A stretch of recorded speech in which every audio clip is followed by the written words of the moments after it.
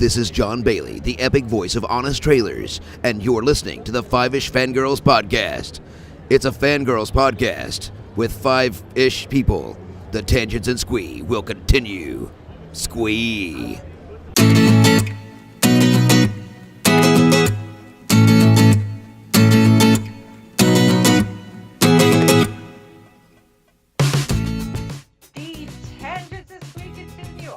Episode 227 of the Five-ish Fangirls podcast. And I'm sorry, Steve Rogers, but I had a discussion with my husband, and as far as he's concerned, I have America's ass. Welcome, everyone, to this week's episode of the Five-ish Fangirls podcast. So glad you could join us. Let's start off like we do every week with a virtual table and see who's joined us this week. This is Brittany in Bethlehem. And this is Rachel in Indianapolis, Indiana. Hi, Brittany. Hi. That was weird. That was really weird. We've never been this-ish in almost 5 years of doing this show. But life gets in the way. Life happens, and things. We're not going to get into people's personal things, but we are a little short of the 5-ish. But that being said, it is not just Brittany and I. We have some very cool, awesome fellow geeks and podcasting friends that have volunteered to join us in our, what will be, I'm sure, an extensive therapy session. How has Thanos affected you? Therapy 101. So let's do ladies first. Of course, ladies first. Yes. Oh, that would be me. Yep. I'm just kidding. Nobody's called me a lady in so long. You're a gal. I am a gal, yes. Yes, hello, I'm Leah Leach. I'm happy to be here. Big fan of the show. And I usually am on a history podcast like women's history. So this is really fun to actually like nerd out and geek out. And yes, big Marvel fan. So I'm ready for this. And I need the therapy. I really do. Yeah. Can only do so much over a chat in Facebook Messenger. Exactly. Yeah. Yes. And I'm like, are you crying? Because I need to know if you're crying. Yes. And then our one gentleman. Oh, yes, that's me. Yep. A gentleman. Oh, Hey, that's, no one's called me a gentleman in a Gentleman. while. And Canadian, which makes you even more gentlemanly. Oh. Yes, from north of the wall, where it's still snowing outside. Oh. Is it seriously? There was a mix of rain, but there were snowflakes falling when I looked out my window 20 minutes ago. It was just atmosphere. So when you for watching Game of Thrones last night. Yeah, exactly. It looked like home. Yeah. So yeah, I'm Ryan. I'm podcasting with yes, usually you'll find me on True North Nerds, truenorthnerds.ca or .com. I don't even remember anymore. If you look for it, you'll find it. Kevin's been on before, and Yep. so you may recognize, remember the podcast from him. But he is rehearsing for one of his many plays that he always seems to do. But he's great. He always complains about not having enough time. But he always, and I'm not going to do another play. I'm not going to do another play. And then I say, oh, I want to do this play. Yeah. Like, stay away from the audition table. Exactly. That's okay. When he's big and famous, we could say, oh, Kevin, we knew him when. Exactly. All right. So at this point, spoiler alert for anyone that happens to be listening and has not seen Avengers Endgame yet and is concerned about spoilers. Why are you listening to this? Go away, buy your come back. tickets. Yes, Go buy your tickets for like 6 weeks from now because that's probably sold out until then. Oh my! I wanted to see it at least once more before recording this, and I couldn't because all the screenings that fit into my schedule were all sold out. Right? It's Yeah. still sold out. It's amazing. But it has made $1.2 billion opening Only. weekend. So. Only. That is so cool. So yeah, I guess the packed theaters and the sold out screenings shows pays in the uh, box office receipts, and somewhere Kevin Feige is patting himself on the back, saying that was $5 billion very well spent. Yeah. Yeah. But it was brave to even get there. I mean, that's some cojones to be like, Yeah. well, we're gonna do 22 movies. We're gonna lead up, and then we're gonna see if there's a big payoff at the end, and that's a gamble. Yeah. Oh, for sure. Just getting people to be emotionally involved in one Yeah. ongoing story for that long. Right. Oh, I know a Yeah. lot of people who kind of fell off. You know what I mean? Like I think it was around Thor. They're like, oh, I'm not really feeling Thor, and then they just kind of unplugged. And I'm like, no, honey, you gotta be all in. Yeah. Yeah. You gotta And go a character you don't care that much about, but because they're gonna introduce you to somebody you do. Yeah. So Yeah. Well, and we'll get into the very specific plot points here in a moment, but just this being the culmination of the past now 11 years yeah, of just movie and world building and introducing all of these characters, and not just your most well-known characters, your Iron Mans, your Captain Americas, your Thors, but the Guardians of the Galaxy and Ant-Man. right. The You ones know? everybody wrote off. They're like, yeah, Yeah. right. Yeah, and we'll get into it, but Ant-Man plays a really big part in this movie. Oh, It's, Yeah. Total, the heart of the movie, really. Yeah. Like, oh, and it's like, in referencing things that had happened in previous movies, and including some of the movies that people had written off, like Thor: The Dark World. yeah. Yeah. Yep. I Who would have that thought got that played. movie would That be was so? nice. Who Yeah, would have thought it would be so important? exactly. Right? Exactly. So, but first things first, really quick. Let's go around the virtual table here and just kind of give your overall thoughts of Avengers Endgame, if you can find the words. I don't know if I can. I Yeah, read a really big thesaurus. Let the guests go first. Yes. And you guys can fight over which of you wants to Oh, go first. ladies first. Oh no, that was nice, but just mean. It's like, I'm not ready. I mean, like I see what you're doing there. All right, no. I'll go first then if No, you don't want it's to. No. fine. It's fine. I'm playing. I'm totally playing. Dear goodness, I would probably have my overall thoughts was the journey was worth it, and that would probably be my like log line statement of investing time in these characters was totally worth it. They knew what buttons for me as a fan to hit of what my favorite lines were, what would get me screaming, and you know what I mean, like yes. Also, they knew what would kill me, and they did that, which we'll get to. But I thought that this was like an epic. This was an epic on like Gilgamesh, you know what I mean? Like a beginning, middle, and end, like 3 times over of restarts, and now we're going on this new. And the way that they wrote it, and I know that they didn't write it all completely all at once. So the way that they kind of like found it as they were going, it could have gone so wrong, but they nailed it.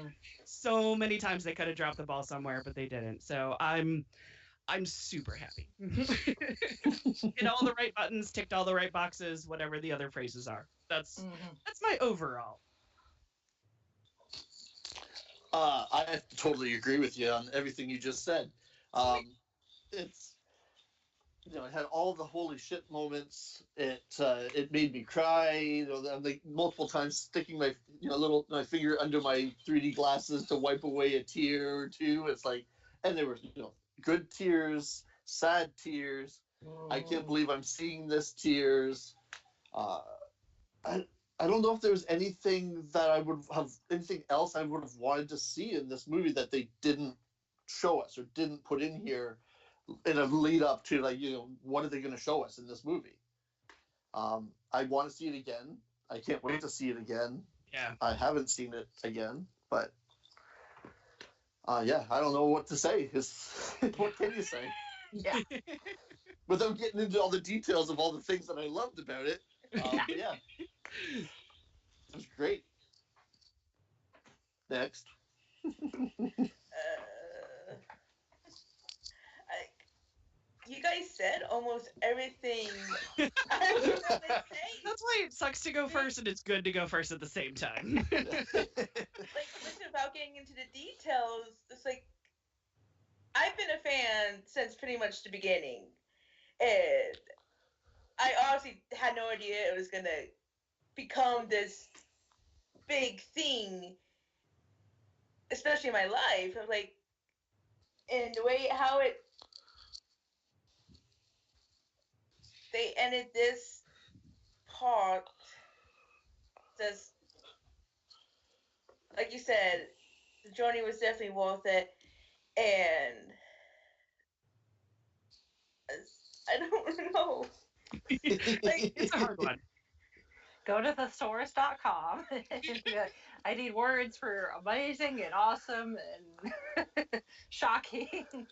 Like every emotion you can possibly think of, yeah. I felt. Oh, that's Yeah. fair. Yeah, it is an emotional roller coaster all over the place. Oh, in yeah. a good way. In a good way. Yes. Absolutely. Yeah. I just, like, honestly, like, I wanted to, like, when the movie was over, I just wanted to jump up and from my seat and just hoot and holler and, like, send tweets to the Russos saying, I don't know how you guys pulled this off, but y'all Mhm. deserve something. All the monies. Right, you guys all won. the all the monies, all the awards. It's like, it's just, I mean, I got into the fandom a little late, not too late, but kind of. I got dragged in kicking and screaming, really. And I've talked about this before in previous MCU discussions about how when literally the same day that the very first Iron Man was released, all the way back in 2008, was the same day that Chauncey asked me out. Aww. Aww. So our relationship has kind of been intertwined with the MCU because he went and saw it and then reconnected on Facebook. And then, we immediately started talking and he was telling me about how amazing this movie was. And I had no idea what the hell he was talking about. And then he's, once they started coming out on DVD, he would try to show me them, and I'm like, yeah, whatever, this is a thing. And then, we graduated. We graduated undergrad, and then we both decided to go into grad school. We both decided to go to grad school because we graduated at the same time as the economic crisis. Oh, yeah, go for it. Yeah. It's like, hey, you work for the university, so your tuition's practically paid for, and I'm married to you, so I get a discount. Let's all go to grad school. Yay! Yeah. Brilliance. But in the process of grad school, because of our program, you don't necessarily do like a thesis or anything. You have to do like a final project. Mm-hmm. And Chauncey was really getting into virtual reality and augmented reality, so he wanted to create something using that, and he dragged me into it because he's like, well, then we can work on it together, because then that makes it easier for the both of us if we're technically working on the same project, and the school lets you do that. And he decided that it needed to be built around the MCU. Sweet. So he dragged me into it along with a couple of classmates that were undergrads, but that's a whole other thing that I've discussed on other episodes. But we ended up creating this whole big project based around Captain America and Iron Man. We built a attraction for the Disney theme parks from scratch. We came up with the ride, not just the storyline, but the actual ride building. I built a scale model for it. I created cast member costumes. We created, like media that would go with it, and this whole thing. And Chauncey built part of the ride so that people could play with it, and we showed off our senior project. So in the process of me being part of this project, I had to really immerse myself in the lore of what the MCU had built so that it made sense, as far as canon was concerned. And somewhere between Captain America, the First Avenger, and the Avengers, I was completely hooked. And I'm a bigger fan of the MCU now than Chauncey is. Ah, you have subpoenaed the master. Yes, The Well apprentice. it's a very dangerous thing when you take on an apprentice. It really is.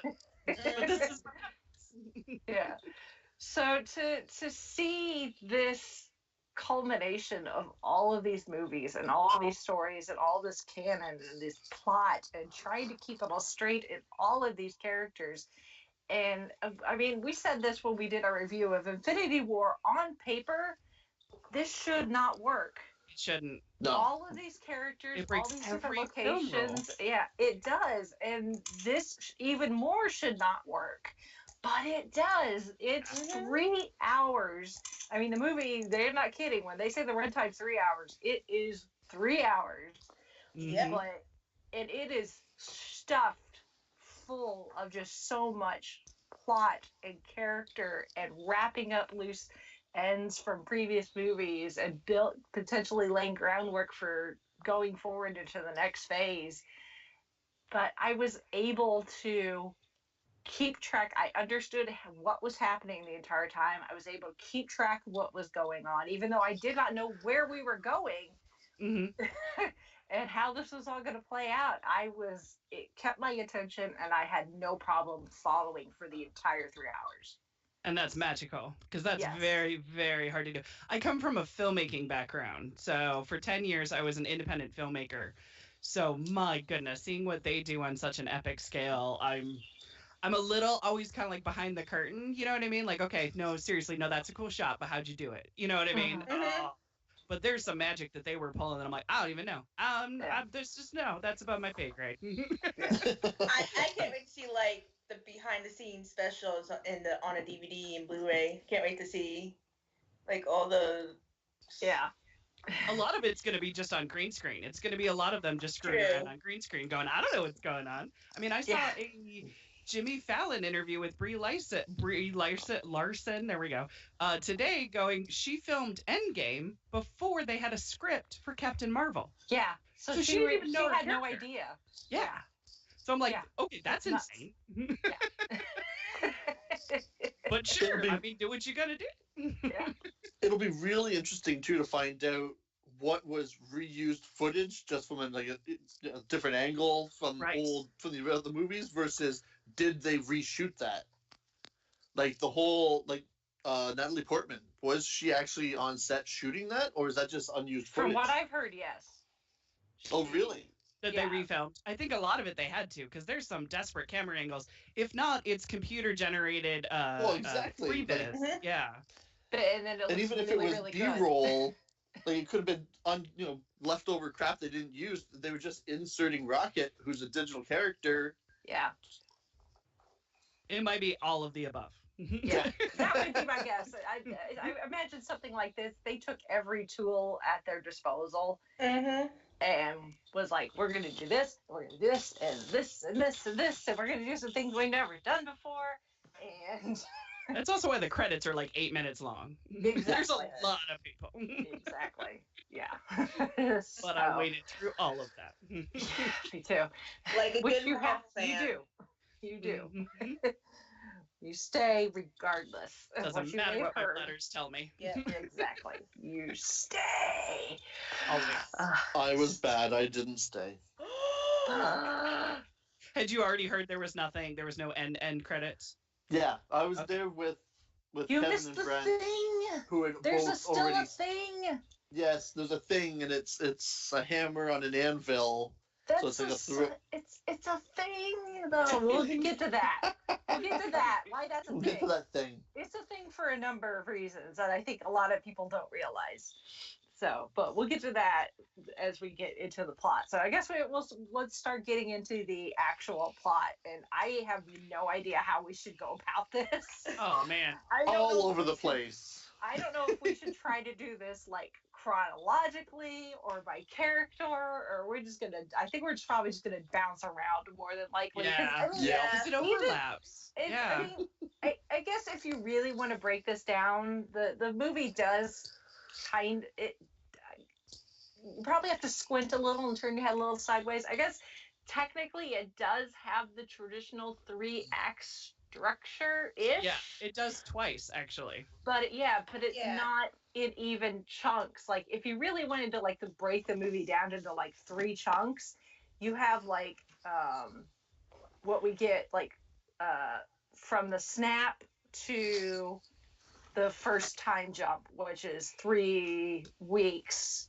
We get Hawkeye. Like the very first thing we get is Hawkeye at home with his family, teaching his daughter how to shoot a bow and arrow. We see he's got the ankle bracelet on, just like Scott Lang had in Ant-Man and the Wasp. So, because we know he took the same plea deal as Scott did. And they're out on the farm. You know, the boys are running around being boys, and you know, Laura's making hot dogs. Apparently, one of the boys likes mayonnaise in the hot dogs, which is disgusting. But whatever, boys are boys. I love mayonnaise on a hot dog. Yeah, same. Oh, thank good. Oh, yes. All right, there's 2 of us. Okay, I agree with Rachel. All right, let's battle it out. Yeah. Mayonnaise or- But we don't actually see them disappear, but Scott's family gets snapped. Yeah, they're part of the snapping. You mean Clint? All we see, yeah. All we see is we see a little bit of the dust from his daughter, and then you know his wife and kids are gone, and that's it. But that's a good reminder. It's like just in case in the past year, maybe you thought you'd gotten over it. Yeah. I So, kind of took it Mr. as Stark, I oh, don't you feel so wanted good. to know You know, what that happened to doesn't make Hawkeye's you cry anymore. Right. Start crying. We're Oh, gonna then- make you. We're gonna gonna reach into your reintroduce you. chest, squeeze Yes. your heart. Yeah. Right off You- the bat here. When We're that opened, I'm like, oh look, it's Hawkeye and his family. Like, oh, this is only gonna Oh. end in tears. This is gonna Yeah. end in tears. Totally. Yeah. Which I totally expected Clint's family to get snapped because that Yeah. would be the obvious motivator for him to go all Ronin on everybody. To go Avengers? Yeah, But, to avenge. Yeah. But to actually see it and see his reaction to it, and of course he has no idea because he's sequestered on his farm, which is probably out in the middle of BFE somewhere. Mhm. So he has no idea what has happened. My daughter, who's 15, turned to me as soon as it was on the farm, and she's like, "They're going there," and I'm like, "Hunker in." Yeah. Not gonna be good. Yeah. So then we get to the 3 weeks essentially since the stab, and we see how people are doing not so well. And this chunk of time is really the rescue of Tony and Nebula and getting them back to Earth to I guess bring as much of the gang back together as possible. And that's when we get that scene that was in the trailer of Tony, you know, recording his message to Pepper in the Iron Man helmet. Although before that, him and we get a little bit of montage-ish of how he and Nebula have been trying to pass their time. In the 3 weeks they've been stuck there, like they managed to get a little bit of power in the engines, but it only lasted for a couple days. Their food and water is running out, and we see Nebula giving Tony like the last of one of the ration packs, probably because she's not completely, not human. Because I don't think she was ever human. Yeah, but does she need there's these? not enough biological material left that Right. she probably really needs a lot of food and water. And then she does eat. We saw that in Guardians too. Oh yeah, that's right. Okay. Yeah. She really wanted that fruit. She really wanted that root, even though it wasn't Right. fresh. That's what it was. And Yeah.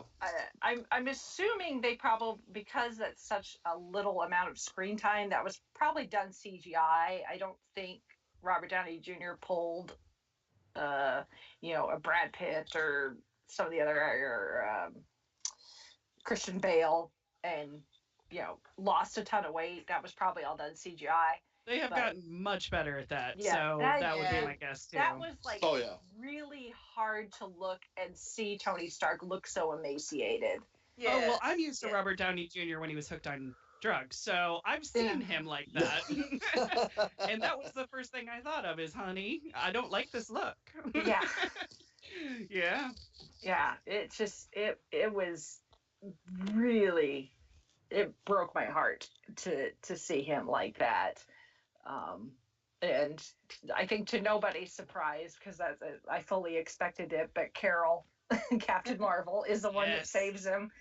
Absolutely, that's Which my makes, girl. which, yeah, That it was makes great, perfect yeah. sense. She showed up not long after the snap in her post credit of her movie. You know, because the pager, Nick Fury's pager, it got to her. She got the message and showed up, and we could probably, it's never explicitly explained, but we could probably assume that Rocket probably informed her at least to how to find the ship. Yeah. So that Rocket probably had something to do with that, because that was Quill's ship that they were on. Yeah, probably knew some kind of low jacker code or whatever, how to track Probably. it. Yeah, probably. I did, while we're actually kind of talking about the scene with them floating, did it remind anybody else kind of like of the original Iron Man movie? Remember when Tony's in the cave and they're trying to fix their way out of it, sort of thing? It felt like it was a little throwbacky, just a little bit. Like, Yeah, you know, yeah. I was like, I like this. Yep. Well, but then Tony and Nebula get back to Earth, and Tony's reunited with Pepper, because Pepper did survive the snap, which is good. Goodness. Oh, Yeah. that was going to be hard if she didn't. Yeah. And Tony's done. At this point, Tony's just done. He does not want, like, everyone else is like, we've got an idea where Thanos is, you know, we can fix this, we just need to get to him, get the gauntlet, snap our fingers, and everything will be fixed. And he wants nothing to do with it. Like, he's in a dark place, which you can't blame him. No, I mean, you can't at all. Yeah, Tony Stark Really has tried. been through hell in 11 years. Yes. You know, between, you know, everything that happened in the very first Iron Man, and the cave in Afghanistan and all that, and then his PTSD from the Battle of New York, and then the Civil War. It's just, he's done. Yeah. Oh yeah, between the guilt from that, and then losing his best friend of Cap, and then fighting, and yeah, and having, you know, the kid that he probably sees someone as a surrogate son, you know, like, literally disintegrate in his arms. Yeah. On Titan, it's like, yeah, I can't blame Tony for just how pissed off he was. He's like, he's like, no, I'm done. And he's like, I'm pulling my IV out, and screw y'all, I'm out of here. Right. Done with it. Which, yeah, it's fine. It is what it is. It's completely within his character. I totally see that. But then the rest of the gang is like, okay, well, we still want to try and do this and fix this. And of course, Carol is like, I'm gonna go kill Thanos. See y'all. Right. And I'm like, why don't they let her? Because she could. Yeah. I'm like, end of movie, and I'm still good with it. Yes. It would not be 3 hours long, but right. But I would have closure. we would have closure.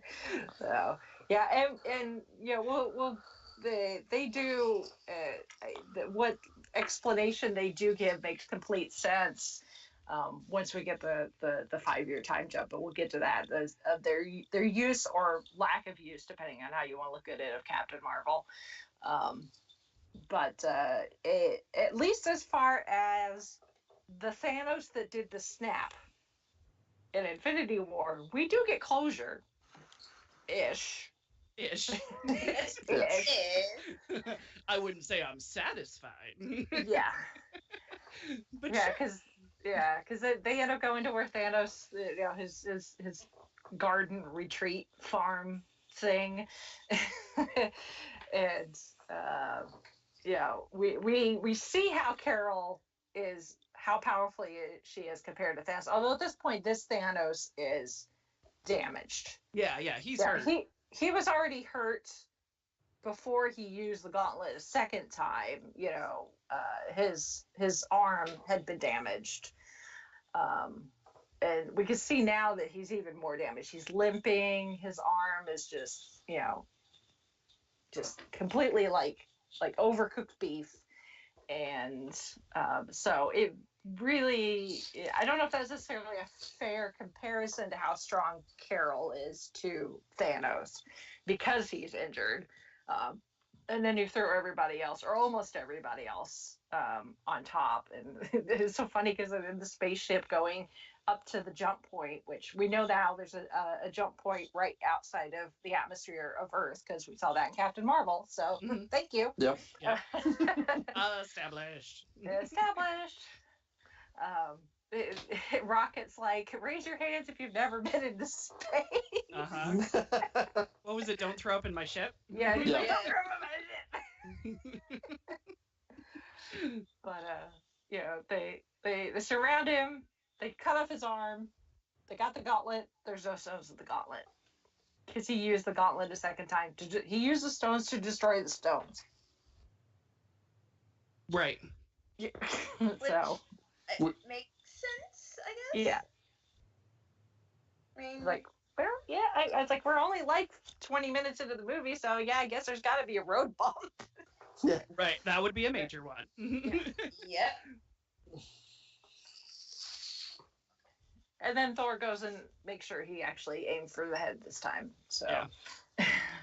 I was really torn on that scene because I liked that Thor learned and was feeling very regretful about not aiming for the head last time. Mhm. But there was a big part of me that needed Nebula to kill her father. There was just this part of me that needed that moral justification, and to see her kind of like stand back a little bit and almost fall into him. I'm like, okay, so Nebula's still working stuff out. So I hope we touch on this, and we do later. Yes. Yeah. So, I wanted the Nebula revenge, and so it was kind of for me. Yeah. And I think a lot of people probably were maybe expecting that because in the comic, she is the one that wields the Infinity Gauntlet. Right, exactly. I I had to tell my daughters at the end of Infinity War, don't worry, the girls are going to fix it, meaning Nebula and Captain Marvel. Yeah. So I'm like, just be patient, honey, the girls will fix it. It'll be fine. Yeah, we do get a girl moment down later. Yes, we do. Yes, I we see did. a girl moment. So then we get this time. That's kind of like that first third. Even though it's not an hour in. Yeah, it's not even really an hour into the. You can't evenly divide the movie up in the 3 hours. And this is probably in the first 30 minutes at most. Right. And we finally get like the movie title screen, with Avengers Endgame. Oh, what are we watching again? Oh, okay. Yeah. Just in case you forgot. You mean it's not Detective Pikachu? What theater am I in? A couple weeks too early.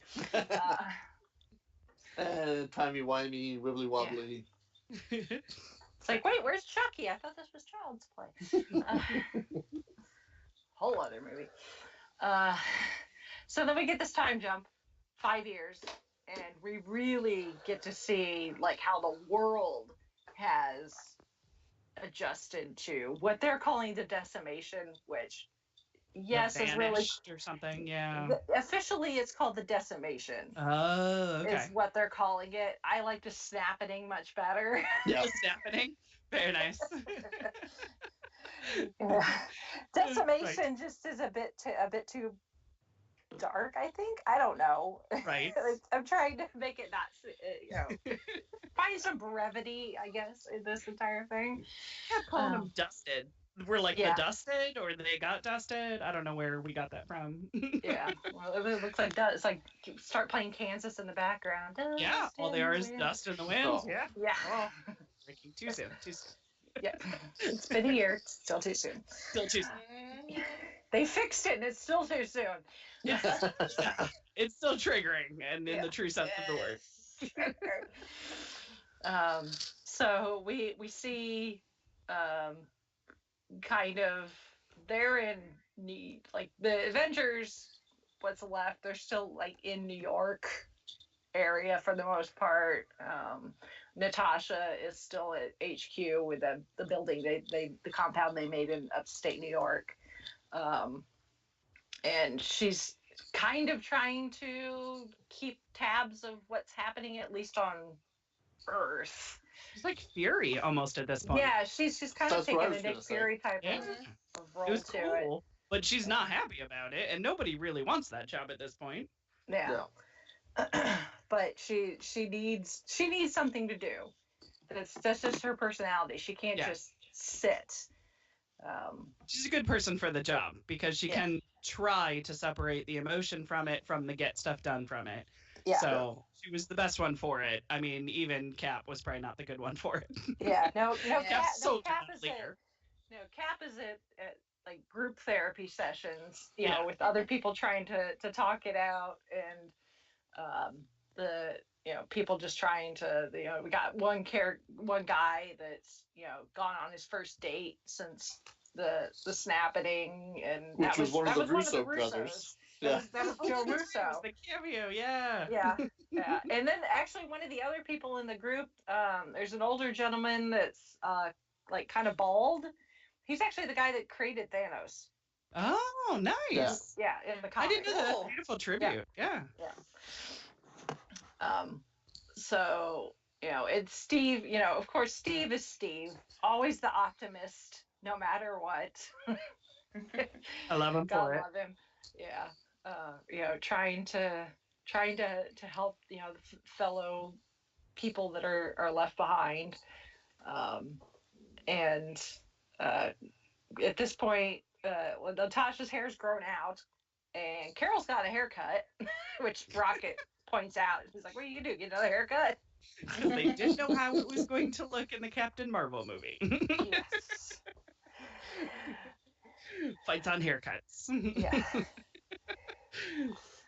Well, You matches can tell up with where her we comic are. look too, right? She's And done that's that in the the thing. comics. Right, she totally looks more like the comics in this one. Yeah. Mm-hmm. Well, I don't know. It's probably purely coincidental that it's gotten to the with like between Carol and Natasha, like you can tell where they are based on their hair, and you can kind of do that with Doctor Who with Peter Capaldi's run. Oh, yeah, that's right. It starts out really close, like really short, and by the time it gets to his regeneration, he's got like this, like white man afro thing going on, like Art Garfunkel. It's a choice. Yeah. Like you can tell exactly where he is in his storyline based on his hair. So Helping you out. yeah. Meanwhile, like Romanoff cosplayers out there are like, dang it, I got to do another wig. Right. Not like they're really that mad about it. Yeah. I do love. I loved her hair in this. Yeah, it is cool. And with the braid, I really love that look. Yeah. Like pull that off, is I would kinda totally cool. do it. It just kind of shows that it's like it's gotten to the point where it's like she just doesn't care. Yeah. It's like I'm not concerned about dyeing my hair, or whatever. It's like, Well, just let it grow. she's not on the run anymore. Well, yeah, that's true too.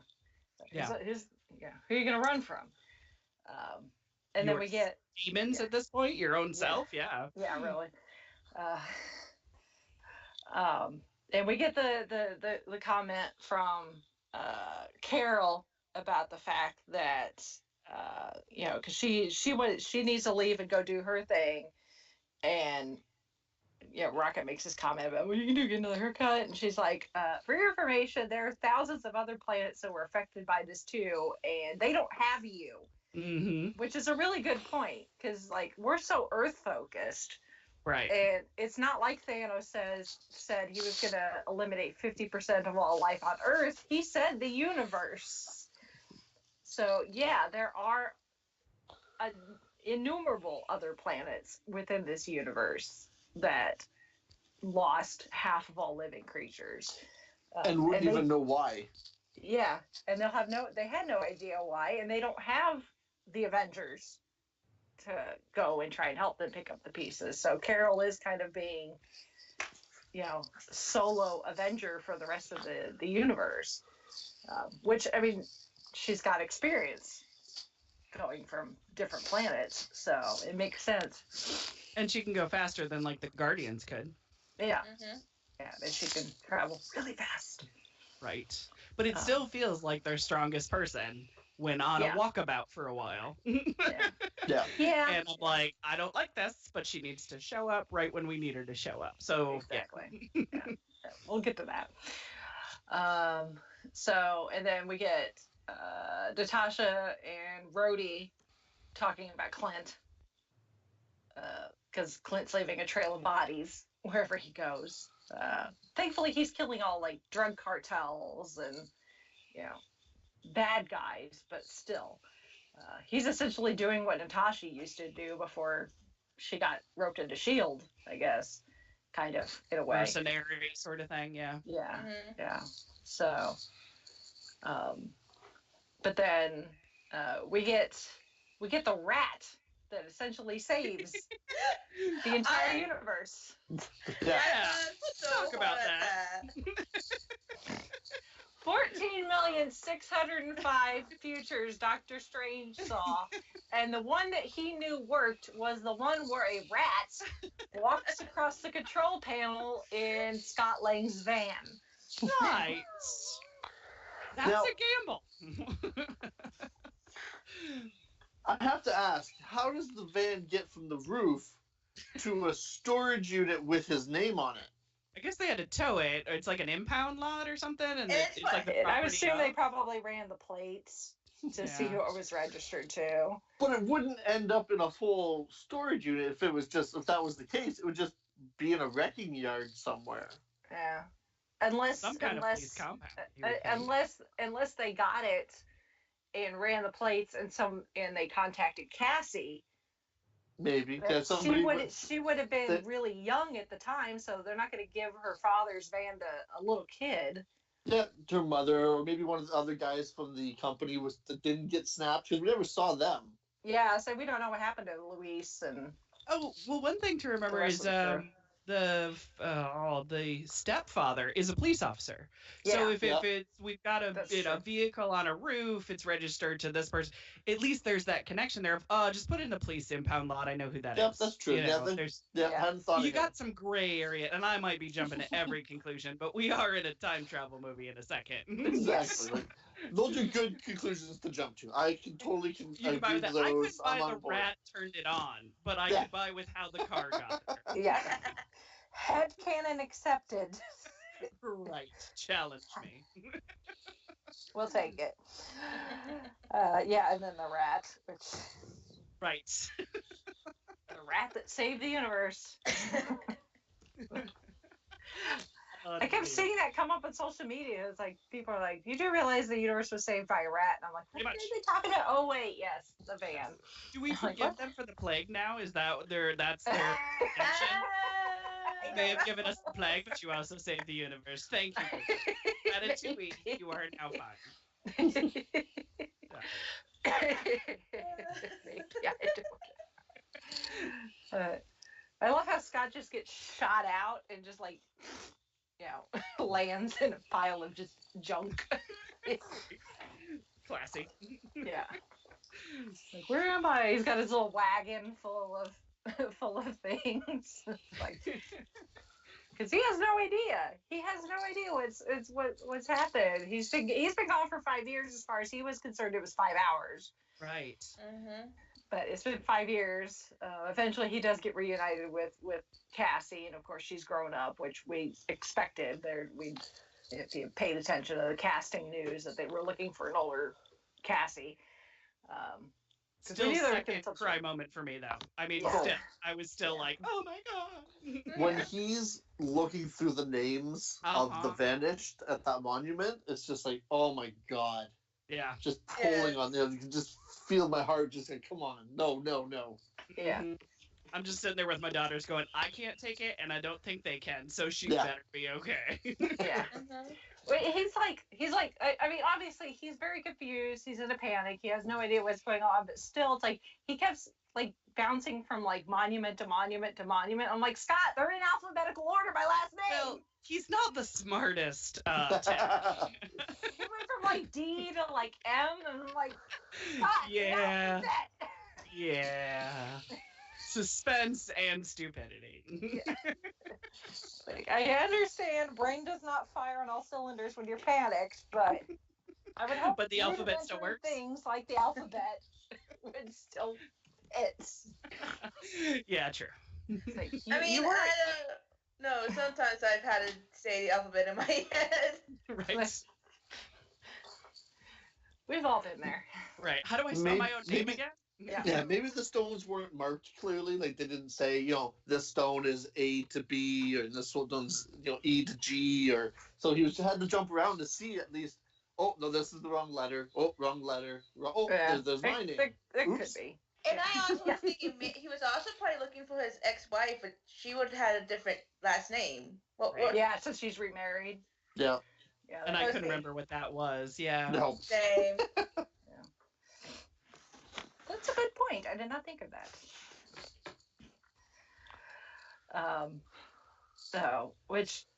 So Scott and Cassie get reunited, and I guess we can assume that at least the stepfather survived, because otherwise she would not be at home when still.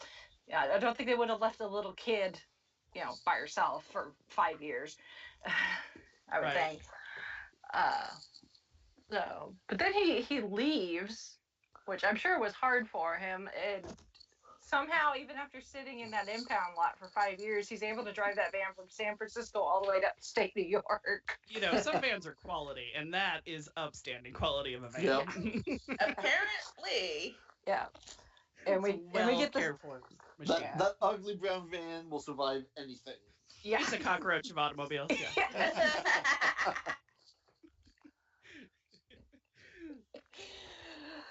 Oh my. Then we get that scene that was in the trailer of Scott talking to the security camera, and Natasha and Steve are confused.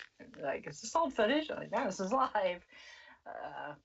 I guess the drive from San Francisco to New York, Scott had a lot of time to think and is convinced that they could do time travel.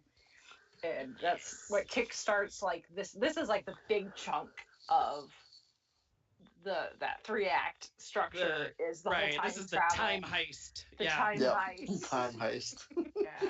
I'm like, really? You tied this into your movie? Yeah, you did. Yeah. It's like, well, let's reference every movie that's ever used time travel. That was I loved all the Back to the Future references. Oh my god. My heart was a flutter. And I've seen and heard several people complain about the whole time travel aspect of this. Everybody always complains about it because they don't understand it. Because they don't understand it. And the thing is, one, this is science fiction.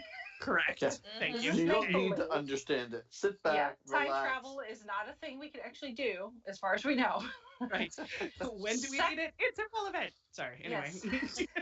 Second of all, because this is science fiction, they can make the rules of science, or they can make their own rules of science in this universe. It does not have to, because people are like, well, it doesn't work like that in like Back to the Future and stuff like that. It's like, well, yeah, because that own universe has its own rules of how science and physics and math and Neil and all that deGrasse works. Tyson won't like any of these anyway, so we'll be fine.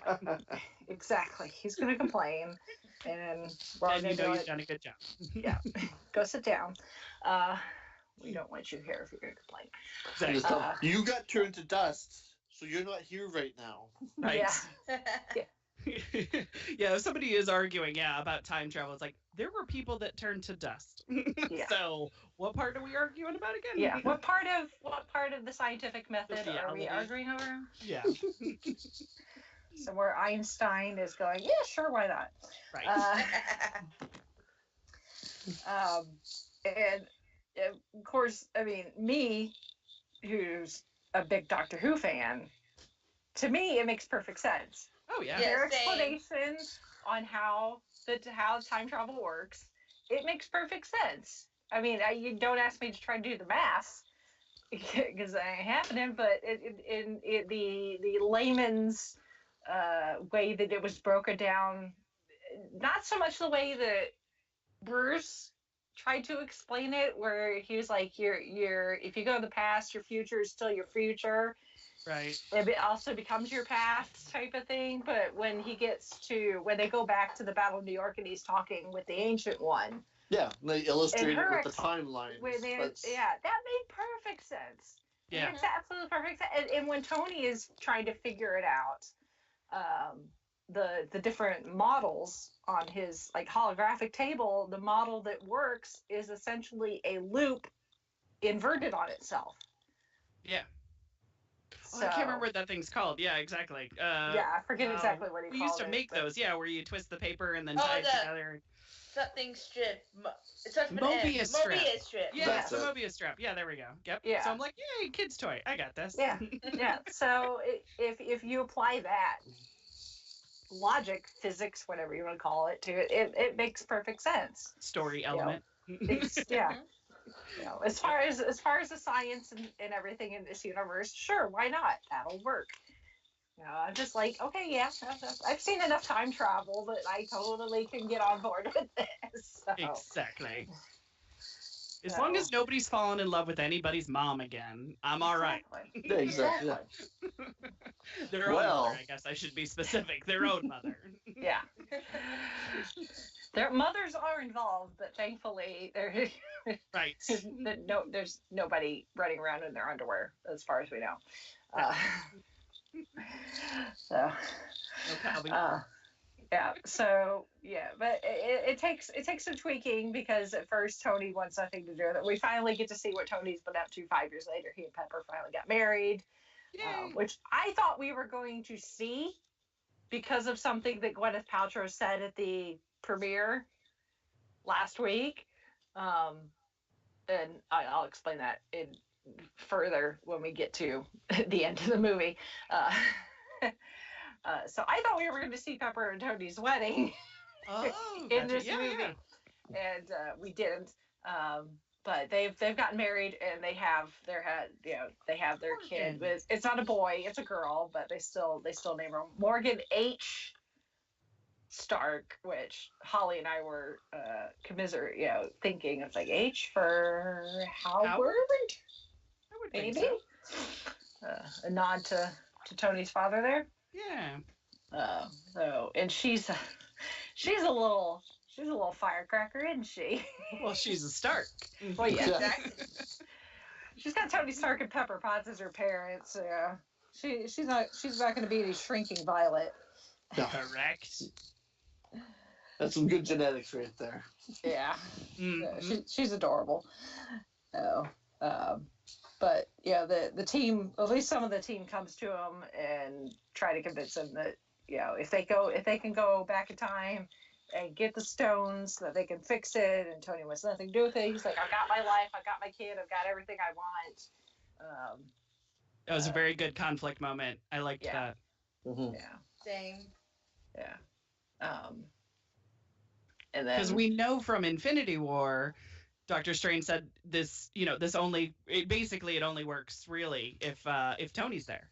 Yeah. So, and I'm like, oh crap. Well, you just put a huge monkey wrench in that idea that he has to choose between a family and a new baby, or and a 5-year-old and a life.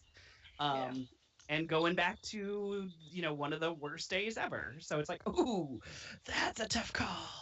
Yeah. Mm-hmm. Yeah. But I can understand why he would be so reluctant to do it, because one, it's dangerous, and for a number of reasons. I mean, they could fail and completely change everything, and he could lose what he has. He could die in the process of it. It could not work again. Yeah, it could not work, and they'd end up right back where they are, which would be fine for him because then he would still have what he's got, but then he'd know he'd failed Peter essentially again. That's ends up what's giving him the kick in the butt is seeing a picture of him and Peter together.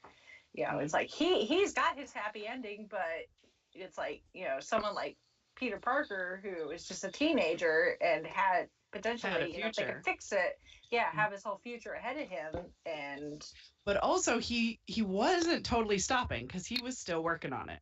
Yeah. I mean, it was at night. It was, you know, in his own private. He was still working on it though. He didn't stop. Yeah. So that I was like going, okay. Yeah.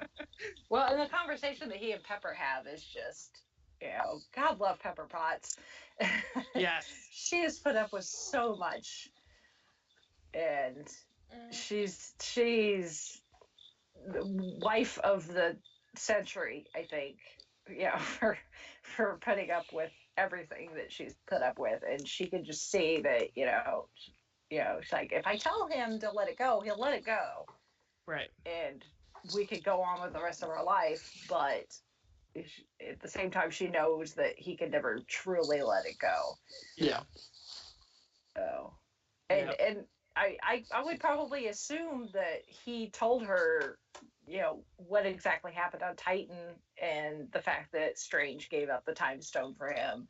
And he probably has that in the back of his head too, where it's like, why? Yeah. Why did he do that if I wasn't an integral part of that 1 out of 14,605,000? So. Yep. So the plot thickens. The plot thickens. In the meantime, call it in the biz. In the meantime, while we're waiting for Tony to, you know, show up and bring his genius billionaire playboy philanthropist, you know, brain into it, we get the team trying to figure out with Professor Hulk. Which was when Professor Hulk throws out a dab. Yeah. Kids, I'm like, oh god, that was hard. Yeah, right. I roll. Yeah, that makes sense. I knew Professor Hulk was a thing. Yeah. But to see it actually realized. Yeah. Is just, it's so. I don't know what the word is. To it, but at first it was jarring. At first I'm like, oh, that's a choice. Yeah. And then I went, fine. Yeah. Well, and I think having Bruce being stuck as the Hulk for as long as he was in Thor Ragnarok, and for us to see a version of the Hulk that is capable of speech and carrying on a conversation, because the Hulk in the Avengers, the only words he ever said were "puny God." Right. So to now see a version of the Hulk that can carry on a conversation and think for himself and not just be essentially a mindless beast, that made Professor Hulk a little easier to swallow. But to hear Mark Ruffalo's voice coming in, and he looks more like Mark Ruffalo, and less of the Hulk face. And it makes sense. That's why we didn't see Hulk in the trailer. Yeah. Yeah, because that would be a total giveaway. Yeah, because you'd be like, what in the hell's going on? Like, I don't think the fans would have, like, given it a minute. They just would have been like, no, this is Will Smith as Blue Genie. Yeah. I think there was, like, maybe a toy or, like, a foreign that poster leaked. Or something that got leaked that shows the Hulk in, like, the suit. Right. Yeah. Like the quantum tunnel suit. And I don't think people even like that. They're like, what? What did you do? Yeah. But it's one thing to see a still image. It's another to see in context. In wearing glasses and clothes and eating huge piles of burritos, apparently. And tacos. And sharing his tacos. Taco share. I love when he gave a taco to Pat after he had lost his. Yeah. It kind of felt like that. It kind of felt like that old Coke commercial with Mean Joe Green. Yeah. Right. I almost wanted Scott to say thanks, you know, Hulk, or you know, something. Right. Thanks, big guy. Thanks, big guy. I've already seen memes that it's Remember the Vanquished, and it's a picture of a taco. And I'm like, touche. And I love I love that as serious as is, we do get those moments of levity Yeah. for things like Scott losing his taco and them doing the tests with Scott and getting like teenage Scott and then really old Baby Scott, Baby and then Scott. baby Scott. Who And knows they who find- peed in the suit? Yeah. It's like someone peed in my suit. I'm not sure if it was old me, baby me, or me. Lovely. Oh, another one was the Build-A-Bear comment that Oh, Tony yes. said about Rocket. It was like Yeah. further on, but I'm like, oh, that's funny. I thought for what was it, up to 30 seconds ago? I thought you were a Build-A-Bear in the corner. Yeah. Maybe I am. Oh, Well, it's like when Natasha was having the conference call with with Rhodey, Carol, Rocket, and Okoye. Yeah. And like Okoye's mentioning that there's been earthquakes like off the coast of Africa or something, and they're just Under the talking about sea. the strange things. Yeah, the strange things Yeah. have been happening, and Natasha's like, I get emails from her or after, and then she's talking to Steve, and they talk about how life has gotten so weird. She's like, I get weekly emails From a from a raccoon. raccoon. Yeah, exactly. Our new version of normal's weird. Yeah. Yeah, those moments are just, they really, really help. Yes. And they ground it into, remember, it's entertainment, y'all. Yeah. Very much so. Yeah. But once they get the science part figured out with Tony's help, they need to work on getting the team back together. So Natasha has to go and get Clint, which, Clint is off killing drug lords like you do. It's a side hustle. Yeah, it is. Something to keep yourself occupied, I guess. The ankle Someone's gotta bracelet do it. probably doesn't. Ankle bracelet, I'm sure, was not functioning the minute that the snap happened. Infrastructure went. Mhm. So, but it's a really good moment between him and Natasha, just to remind us that even though we've not really gotten a lot of their history, the two of them together have not gotten a lot of screen time, and I hope we get more of that when we get that Black Widow origin movie. Yes. But it's, she and Clint have a long history. Their friendship is really, really strong. They really, really care about each other. Some people thought that maybe it was romantic, but obviously, Clint's married, has kids, so that's not a thing. But I think that's one thing I really love about their relationship is that it's not romantic. It's pure friendship. And you kind of have to push yourself of this, oh, it's going to be romantic one day. And it's like, you know what? No, it's not. And it doesn't have to be. Men and women can be friends without Absolutely. it being a thing. Yep. If you can see it, you can be it. That's what I think their relationship is. Yeah. But it's good that they finally have that moment to reconnect after so long, and for her to be able to come to Clint and say, you've been lost, but there's hope, when Clint has been just so hopeless. Right. The roles are almost reversed, where Natasha was just a mercenary and she really needed to be stopped, and Clint made a different call, and this time around, Clint's being essentially the mercenary, and she could have hunted him down and stopped him, but I think she knew that the only way she would have been able to stop him was to take him out, and she could not do that. I don't think she could bring herself to do that, so it was much easier to wait. And probably in her mind, because of her past, the fact that all he was doing was killing bad guys, that she could just let him go because he wasn't hurting anybody, quote unquote. We're doing air quotes here. Right. He Yeah. wasn't Exactly. hurting anybody good. Well, that's why they were keeping tabs on him, but not necessarily stopping him. Yes. Yeah. but she knew that if she was going to stop him, it was either going to need to stop him, she would have to kill him, or she could stop him if she could bring him good news. Yeah. And it was the latter. So, which is With good. the time heist. Yes, the time heist. How do you feel about time travel? Exactly. Yeah. But then we're not quite done getting the band back together. We need the God of There's Thunder. a lot of band. There's a lot of Yes. band. Yeah. We got most of the band, but we still need the God of Thunder, or now the God of Kegs. Right. More Which- choices. Yeah. So how do you guys feel about what they did with Thor? Because it's been controversial. It's definitely split the fandom on how people's opinions on what they did with Thor. I'm really torn on it. I mean, because there's part of me that was like, oh, they went that way.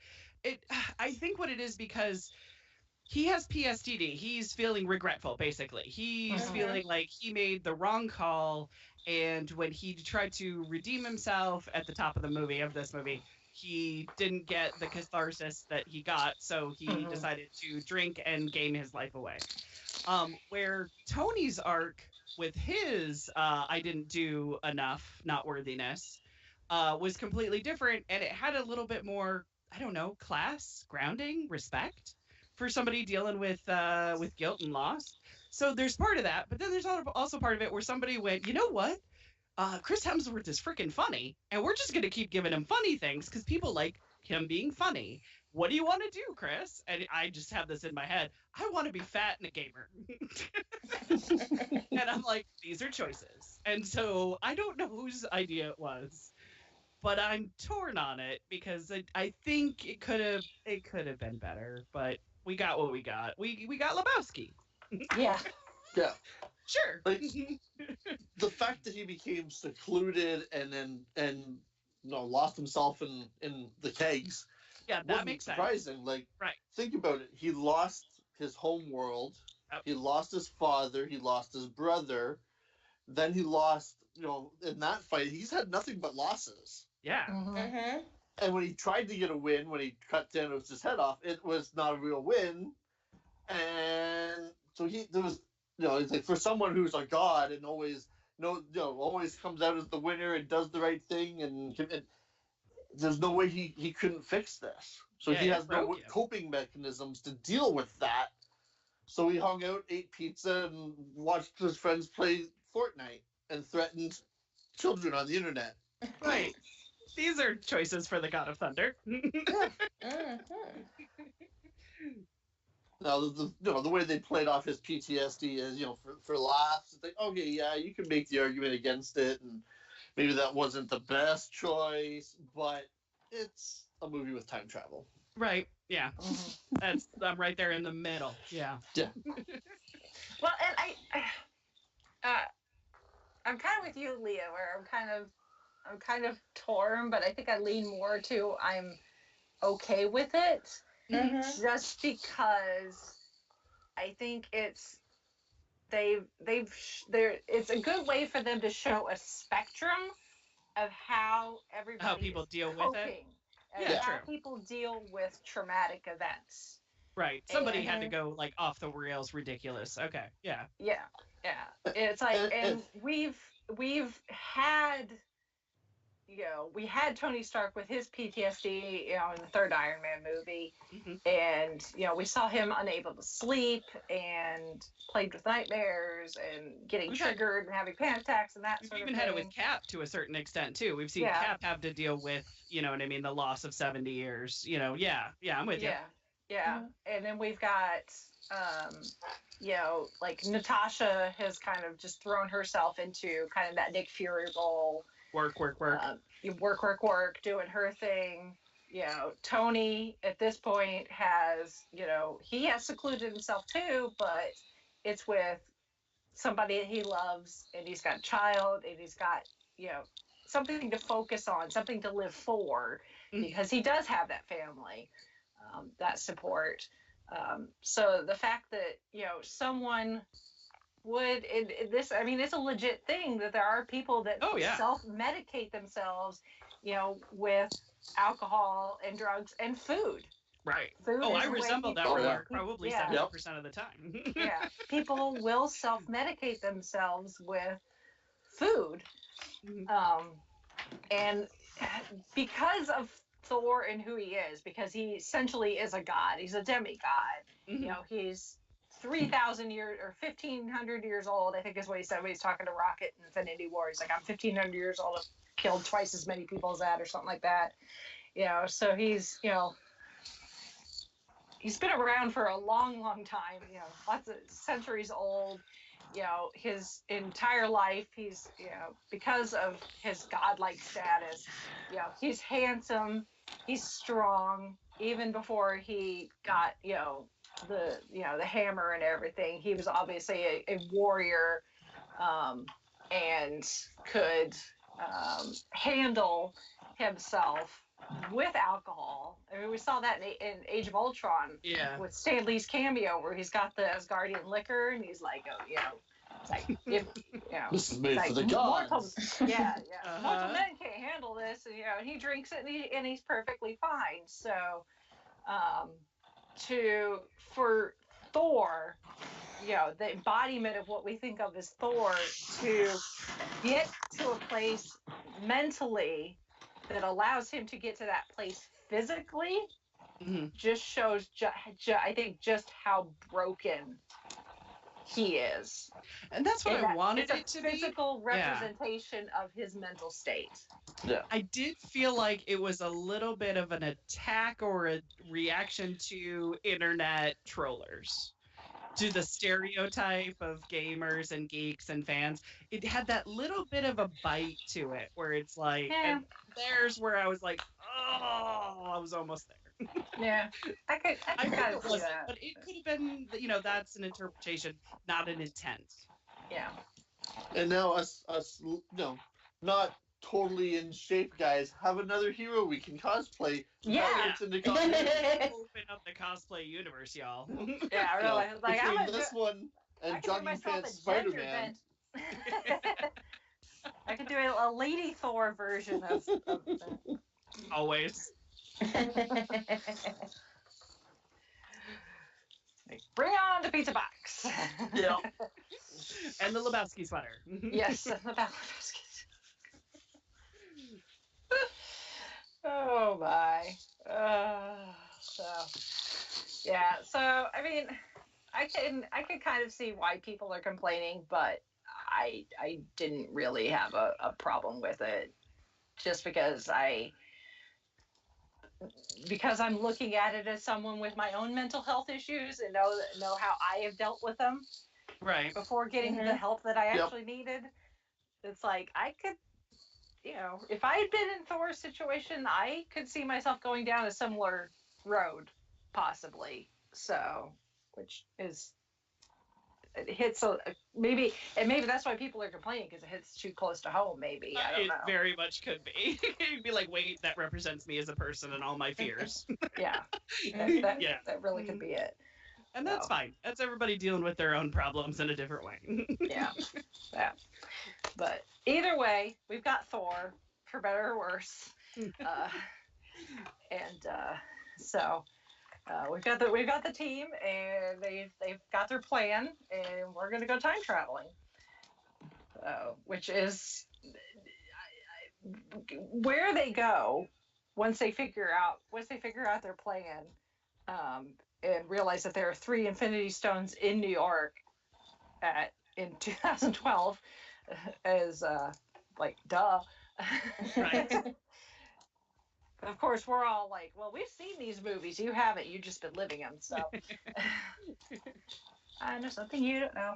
But for them to go back to these 3 time periods, well, it ends up being 4 time periods, is, whenever I go back to rewatch these movies that they essentially stepped back into, I don't think I'm going to be able to look at them the same ever again. Right. That's Same. a gift.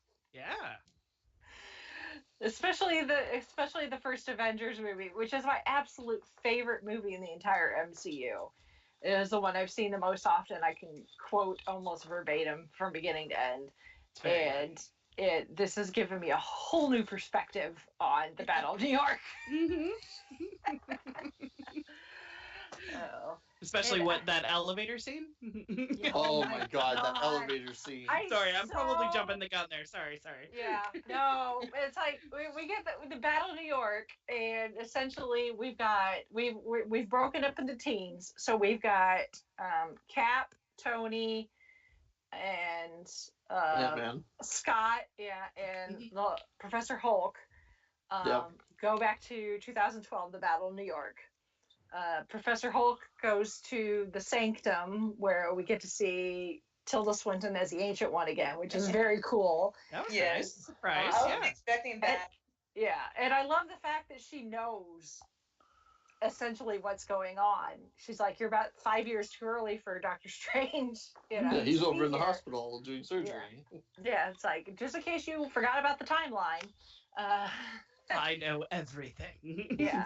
Well, and she even in the Doctor Strange movie, right before the Ancient One dies, and they're talking in their astral forms, and she's like, I looked into your timeline.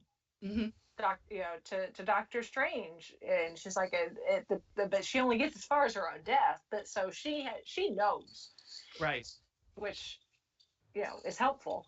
And we have that great, and I love that she puts Bruce in his astral projection form, and his astral form is just Bruce. It's Yeah. Mark Ruffalo, That was nice. which is nice. So it gives Mark Ruffalo some more screen time as himself. And it also shows the Ancient One's power to him, so he knows exactly who he's dealing with. Yeah. And we get the nice explanation on how their time travel is going to work, where we've got essentially the main timeline that we know watching these movies. And if they go and change anything, they're not changing their future. It just branches off into its own timeline. Yeah, that visual was really cool. I mean, that helped me going, okay, Yeah. I got it. Yeah. So that makes perfect sense. And all the Infinity Stones, that was the easiest one for them to get. Was the Time Stone from the Ancient One? Because Well- they just said he sent me. Yeah. Yeah. Like, Once okay. they told her, he gave it up, then she's like, oh, okay, then here you go. Yeah. Must be a big deal. Yeah. Like, he must know what he's doing. He's the Sorcerer Supreme in the future, so. And he's supposed to be There you like go. the best, or the strong. What did she say? Yeah, he's the best of us. Yeah, Yeah. that's what I thought it was. Yeah. So, and then we get the end of the after the Battle of New York, from them confronting Loki in Stark Tower, where he's like, I'd like to have that drink now.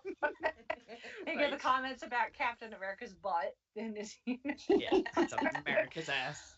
which, in a way is, because doesn't Tony say something about how it doesn't do his butt any favors, and Yeah. then Scott is like, no, that's America's ass. Right. Yeah, Scott is such a fanboy. Beautiful. Yeah.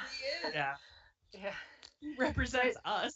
Yeah. Yeah. I was just saying he had been coasting could have been a fanboy club. Yeah, really. I was like, it's like, Tony doesn't think it does, Cap's rear end any favors. And it's like, well, too bad Colton's dead at this point. So because he would probably disagree, because he had input on the uniform. That's right. Because he's fanboy number one. Yes. I think that was a nice little, like, wink and nod to Coulson without calling him out, right, I think. Right. Without actually making me cry again. Yeah. But then we've got Tony and Scott trying to get the Tesseract. We've got Cap trying to get the Scepter, because those are both Infinity Stones. And we've got Scott giving 2012 Tony Stark a heart attack, which ends up failing because Loki ends up getting the Tesseract and taking off, which we can assume at that point that creates its own timeline. Dun dun dun. Yeah. So now Oops. there's a timeline out there where Loki, post-Battle New York, still has the Tesseract. Yep. And there's a Disney Plus show coming. I was gonna say that's probably gonna be the plot of the new show. It could be, or at least it could be the plot of an episode or a series of episodes. Mhm. So that could be fun.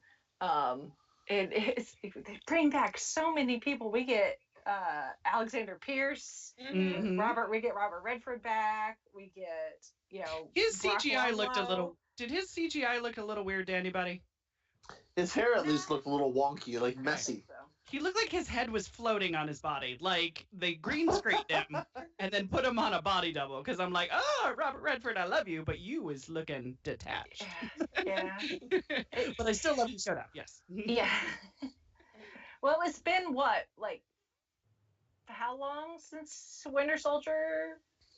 4 years, something like that. 2014-ish. There, yeah. 4 or 5 years. So yeah, I guess Robert Redford has aged probably a bit more since then. This so. is true. I mean, he had years and years where he did not age at all. Yeah.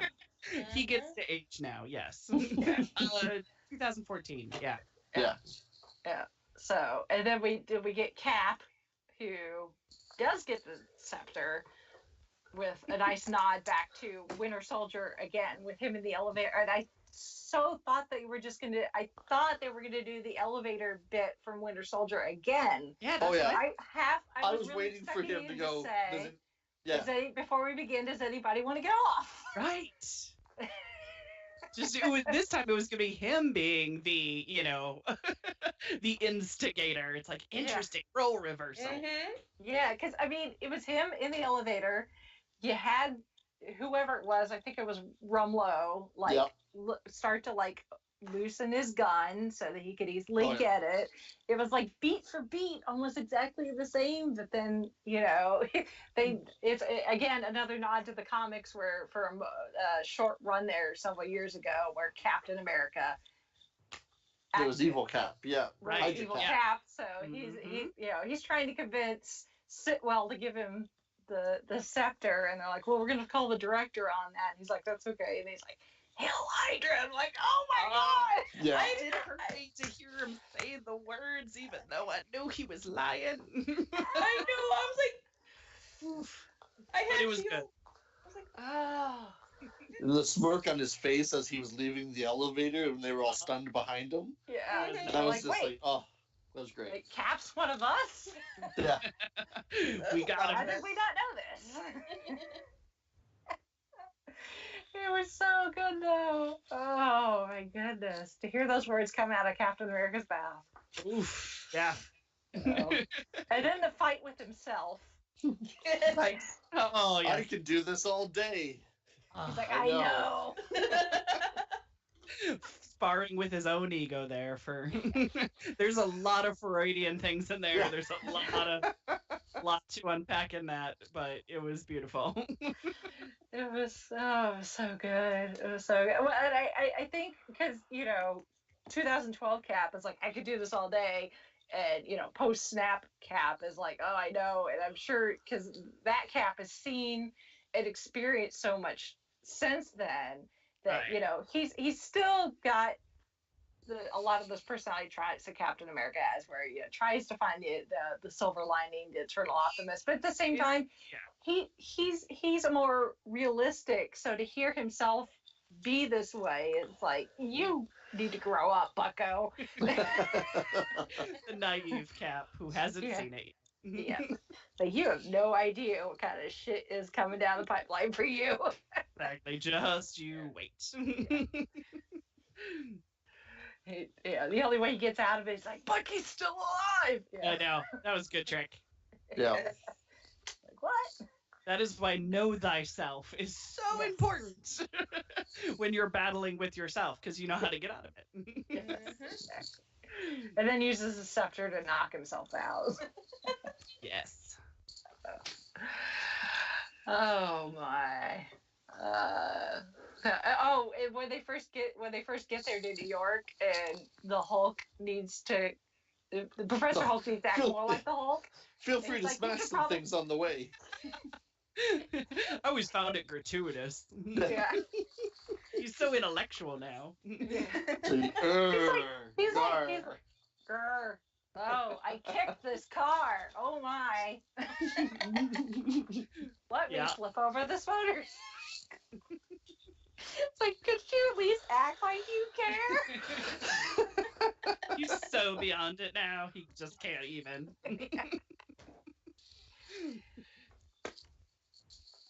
hipster Hulk is like, I'm so beyond that. Yeah, basically. But because they fail with the Tesseract, they have to time jump again.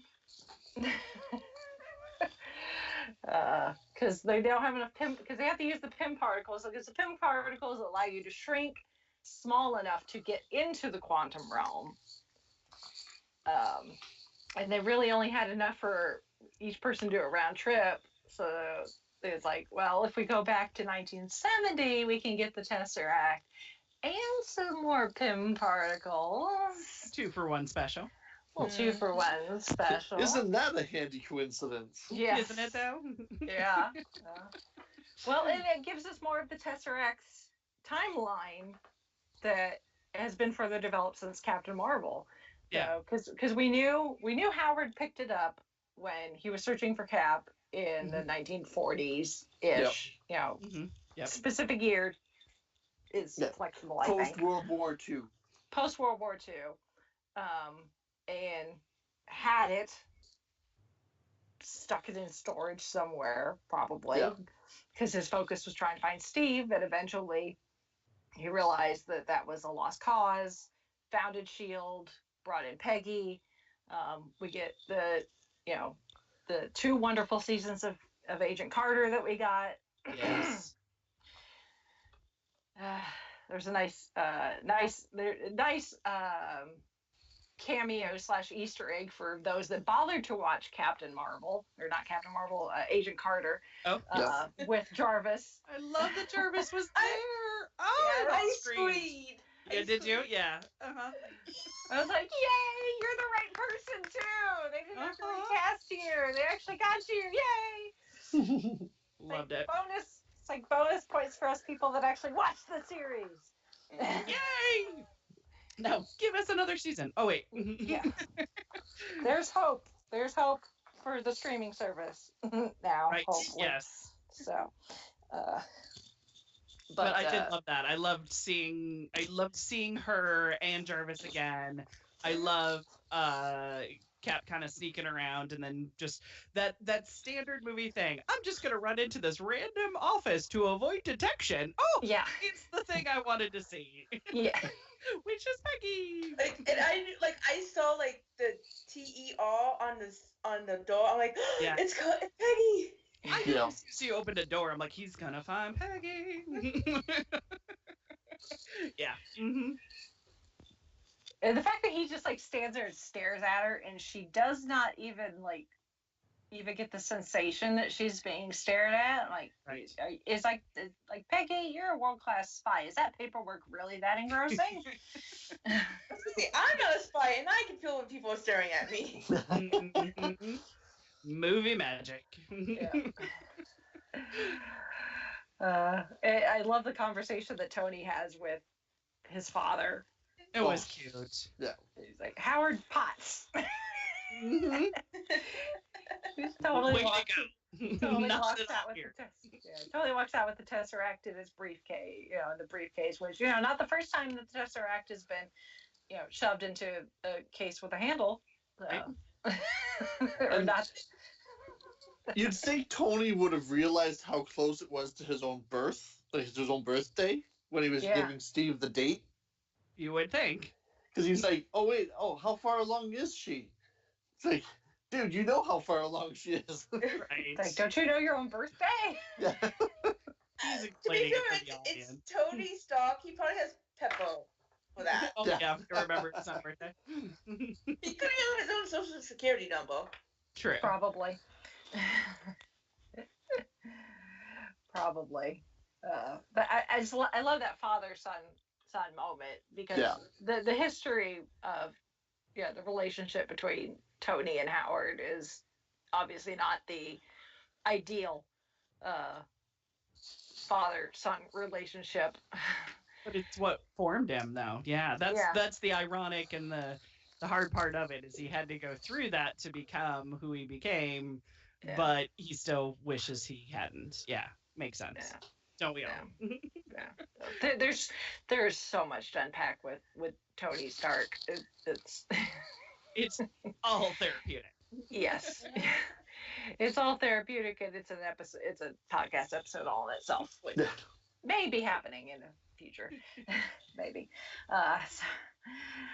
Even more so now that because of what it's happened in Endgame. But they get the Pym particles. They get the Tesseract. We get to see another de-aged Hank Pym. This one wasn't as good. The de-aging was not quite. It was on. rushed. It felt like, Yeah. But he was on screen for so little. It's like, yeah, it'll work. But exactly. I loved his reaction when he found out that the package was glowing and people were sick. We're feeling so well. Open it. He just takes off. What is he like shipping? What is he expecting to get that glows and makes people sick? With Hank Pym, who knows? Exactly. I love the. I'm sure you caught it when Hank runs out and Steve goes into and he's looking for the Pym particles, and there's the old school Ant-Man helmet from the comics. Oh, yes. yeah. Mm-hmm. on the counter. Oh, yes. Like, Easter egg. That's awesome. Oh, and also speaking of Easter egg, in the 70s sequences where Stan's cameo was, which I was so delighted that there was one. I was preparing myself for there to not be, just because, maybe they didn't film one, but Stan was there. They have one for this one. For some reason, the Russos kept saying that this was going to be Stan's last cameo, but from what I heard, he did film his Spider-Man Far From Home cameo. Oh, okay. Nice. Sweet. I don't know what the Russo brothers were thinking. Maybe they were thinking this is the last Stanley cameo that's like Marvel by itself, because the Spider-Man is technically Marvel and Sony. Maybe. Possibly. So, or they didn't get the memo that they got it in time or something. Because it's not their movie. Yeah, they were busy working on this one. Yeah, as far as they knew, this was the last Stan cameo, but we should get one more in Spider-Man Far From Home. Very cool. And that should be the last one that was filmed on purpose for. Yeah. And you know what? A little side tribute. That's actually kind of cool that his last cameo would be in Spider-Man, considering what made Stan the most famous. That would be really cool. Yeah, it is. But it was totally. I always love seeing Stan pop up on the screen. Oh yeah. He's in the sub. He's like, make love, not war. It's just like 70. Like, I don't even know what he's supposed to be driving there. His hair blowing in the wind. Yeah, with the mustache that he, dark mustache that he had back in the day. So yeah. They essentially took Stanley, what he looked like in the 70s, and that's what we got. So. I approve. Yes, I absolutely approve. So good.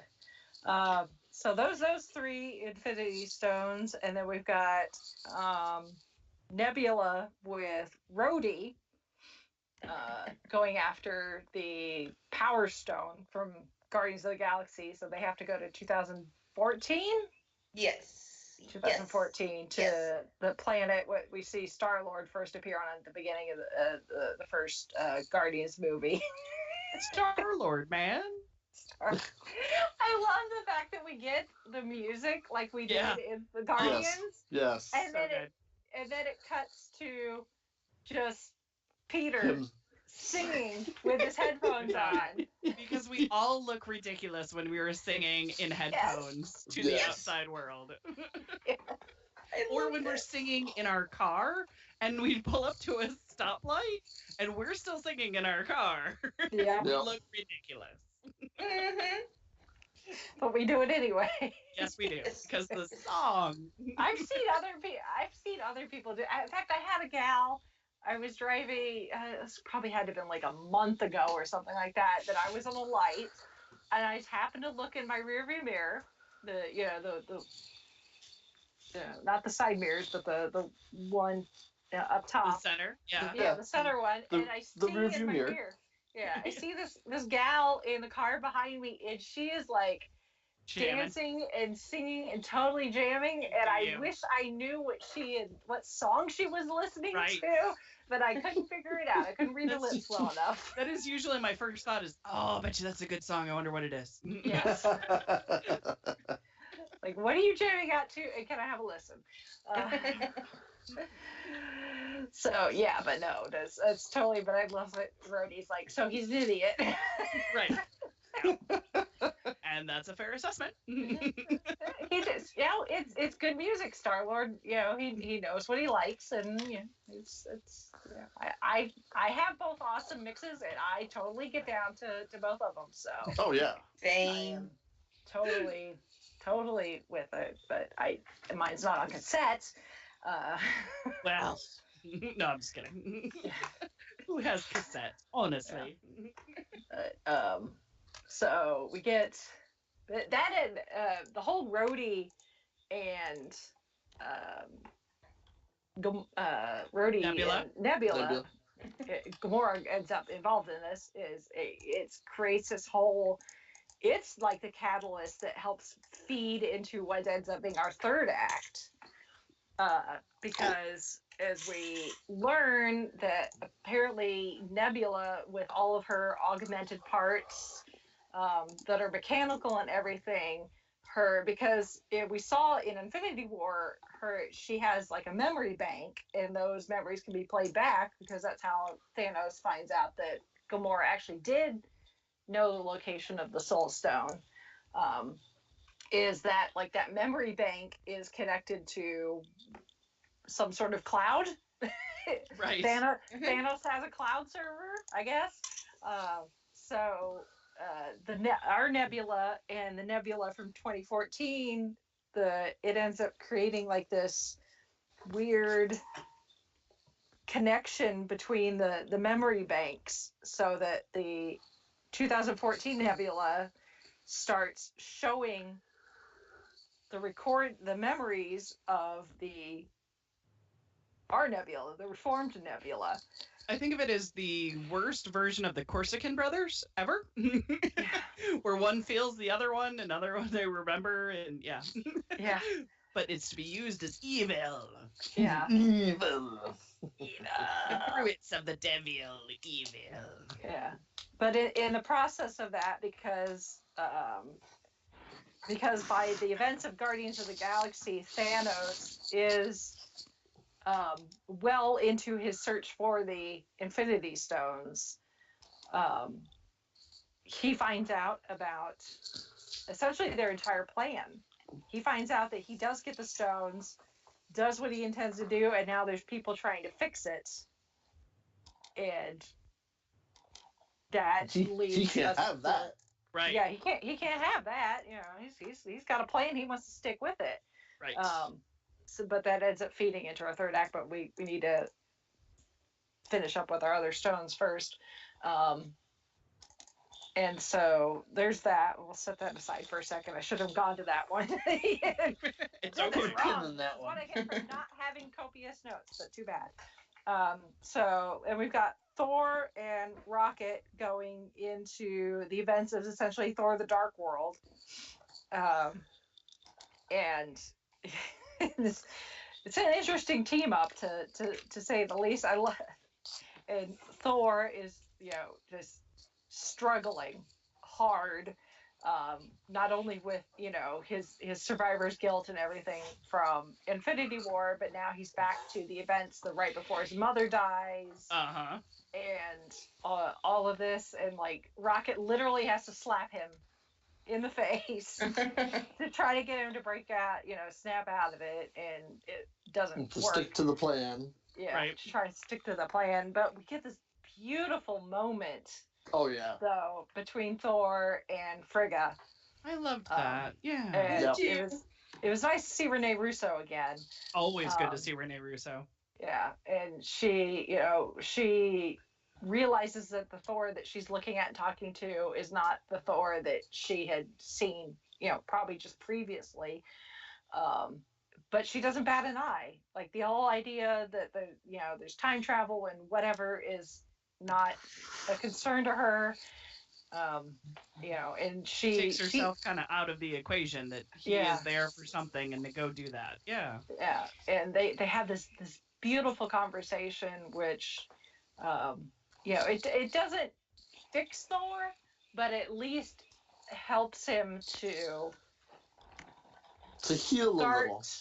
To start healing and to closure, start adjusting his frame of thinking, I think. Yeah. So that when they get back, he's in a better place mentally, for what they have to do. But then that leaves poor Rocket with having to get the ether out of Jane Foster, which we don't actually get to see, but I'm sure that was an interesting,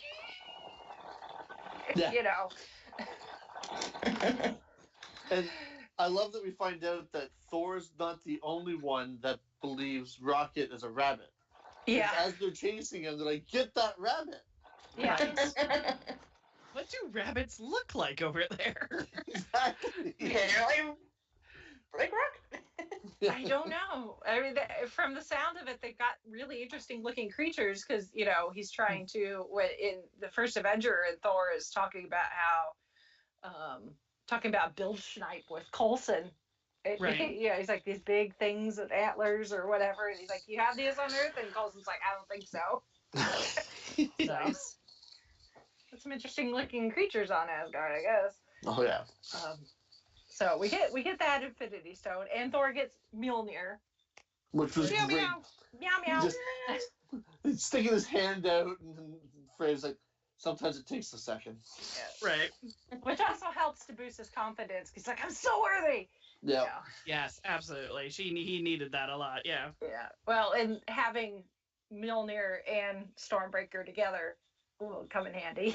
Yeah. yes. Well. Yes. Oh my. So I had I don't know if maybe I was missing something from the other movies, but so what was the Thor from the Darkwood timeline? Would that mean he wouldn't have it anymore? No, he will. It gets taken back along with the Infinity Stones. Oh, right. It's sitting on the platform when Steve goes back. That's after everything. So I'm assuming that he put Mjolnir back when he puts which poor Jane. It's like, Yeah. 1 minute you're doing science, next minute you're on, your boyfriend that you thought you would never see again. Your boyfriend from space comes back, and now you're on a different planet essentially. You're infected with a space rock. Yeah, with this like evil whatever thing coursing through your body, meeting your boyfriend's parents who happen to be, royalty in the, all of that, and you get attacked by a raccoon that takes that thing from you, and then and then almost immediately a guy who looks like Captain America shows up and shoots you again to put it back into you. Jane Foster has had a very bad day. Yeah. True story. No wonder she breaks up with him. Oh, really? No kidding. I would too, actually. Care how good looking he is. It's a lot of drama. Yeah, it's a lot. And unless Frigga, because of the conversation that Frigga and Thor have, because Frigga has magic, because she was raised by witches, as she said, is she was able to do something to Jane's like memory so that she doesn't remember that part. Possibly. Maybe. You could probably hand wave that away that, Frigga did something with magic, probably. I don't know. I'd go down with that. Yeah. And then we have Clint and Natasha. Uh-oh. And the Soul Stone. Saw it coming. Which I actually didn't realize until for some I knew in the back of my head that that's where they're going and what's possibly going to happen, but it didn't really dawn on me until they started walking. I'm like, wait a second, I remember that. Yeah. No. Remember how the rule works? Yeah. They sent two best friends. Yeah. And they filmed it, and it's shot and it's scored like almost exactly the way it was done with on Vormir with Gamora and Thanos. Yeah. Mhm. Like this, even the score is the same. Yeah. It was like, oh, just the feels. My daughter said that it wasn't as much of an emotional punch for her because it was so similar to Gamora's. And she, like, I guess she expounded all of her feelings, you know what I mean, on Gamora's death in that scene. So when it was almost a note for note, it didn't work for her. But now it worked for me. Well, yeah, I- because I mean, Yeah. Gamora tried to, fight. Yeah. She wasn't willing, unlike Clint and Natasha, where both of them were willing to die for the other person. Right, exactly. And that's what To- made to it a get the Soul huge Stone. conflict and Yeah. very emotional. Yeah. These Yeah. two friends are going to go at it till the end. They're going to battle for each other. Yeah. Yeah. Yeah. So, and I mean, Well, the fact that Clint still had to, in the end, he had to let her go, yeah. Yeah. right? He had to release her to let her fall in, and then that's probably what. Like, I would have had, and I've heard a few people that had a hard time with this scene just because it's like they wouldn't necessarily throw the other person in. Like, they didn't sacrifice something, the Right. other person sacrificed themselves. Yeah. So it's like, why should the other person get the stone when that person jumped in willingly? Well, the thing is like Red Skull, when he's explaining it to them, the offering that Yes. is required to get the Soul Stone, you have to lose what you love, Yeah. not And then- sacrifice. And it has Yeah. to be a soul for a You- soul. Yeah, you Yeah. have to experience the grief and oh yeah. Yeah. Yeah. But you don't Oh, I necessarily get have. it. I'm just. Yeah. Right. I mean, yes. at the end of the day, I'm sure it's probably semantics, but just the fact that it's worded that way, where you have to lose what you love, Yeah. it's not that you have to kill the person. You just have to lose them and experience that loss. And then the fact that, that Clint in the end did have to let her go. Yeah. Yeah. That was just that was an emotional gut punch right there. Yeah. Yeah. Oh, which I'm somewhat torn. Because at the end of the day, I think it could have done either of them, and I Yeah. probably would have been okay with it. But just the fact that Clint has kids, Yep, a wife and that's kids. what it is. And that's why Natasha wasn't gonna stop until it was her. Yeah. Yeah. Yeah. He had more to live for. Yeah. She had accomplished what she wanted to accomplish, which was try to get as much Reddit out of her ledger as she possibly could. And to mean something and to do something. And yeah, it was tough because I was like, so I have two girls. My youngest was not into these Marvel movies. We would take her every time, but they were too loud and they were too fighty, and she was very little, and she's like, I just can't. And so also, she very much relates to a female character. And so it wasn't until Avengers that I said, honey, wait till you meet Black Widow. Mhm. And as soon as she saw Black Widow in Avengers, she's like, I'm in. I want to watch all the movies again. And I want to get caught up. So for her, Natasha's death was like Oh. yeah, she's like, that was my open character. That was the character that she connected to. My dog is also named Natasha, by the way. So that was, like, oh God. But, I get it, but I hate it. So that was tough. Mhm. Yeah, many tears, many tears, and lots of hugging. Yeah. Yeah. Yeah. So, but it sucks. It sucks that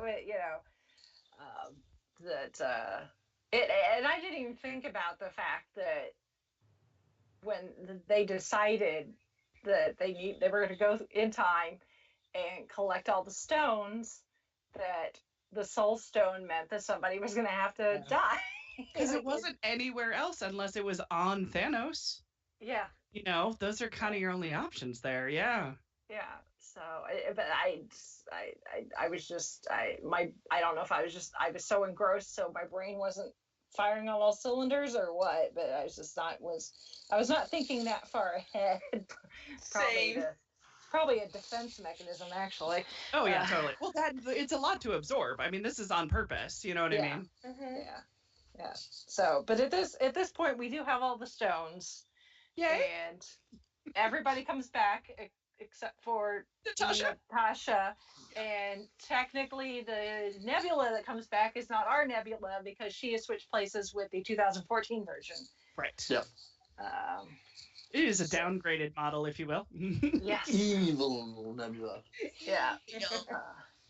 So Which I love how we tell the difference between the little head plate. Like that's I'm like, oh, Patty Duke, calm down. Yeah.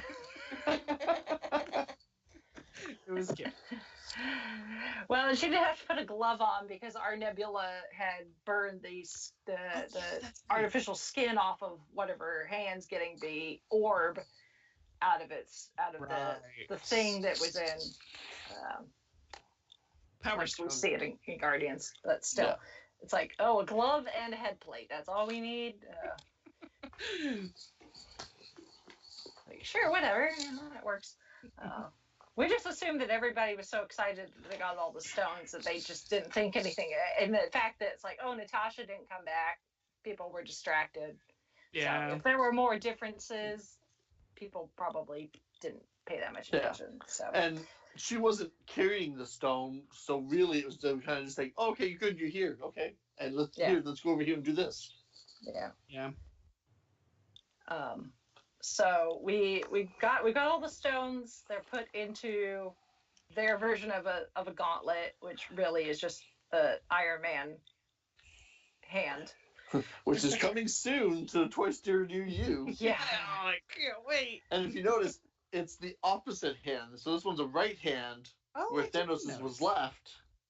So now you can, when they finally come out with their full-size Iron Man Infinity Gauntlet, you can dual wield Infinity Gauntlets. Sweet. So that sounds dangerous. I will be doing that in the future because I've already got the Infinity War, gauntlet. Thanos gauntlet. A wonderful toy. Yeah, I've played with one. It's big, it's bulky, but it's fun. And it lights up and it makes noises. When I see it. But you can't snap the fingers because the fingers do not articulate that direction. No. But you can it's a safety mechanism. That's what you it can flip is. the Oh, bird. sure, yeah. They don't want you to wield that power. Yeah. No.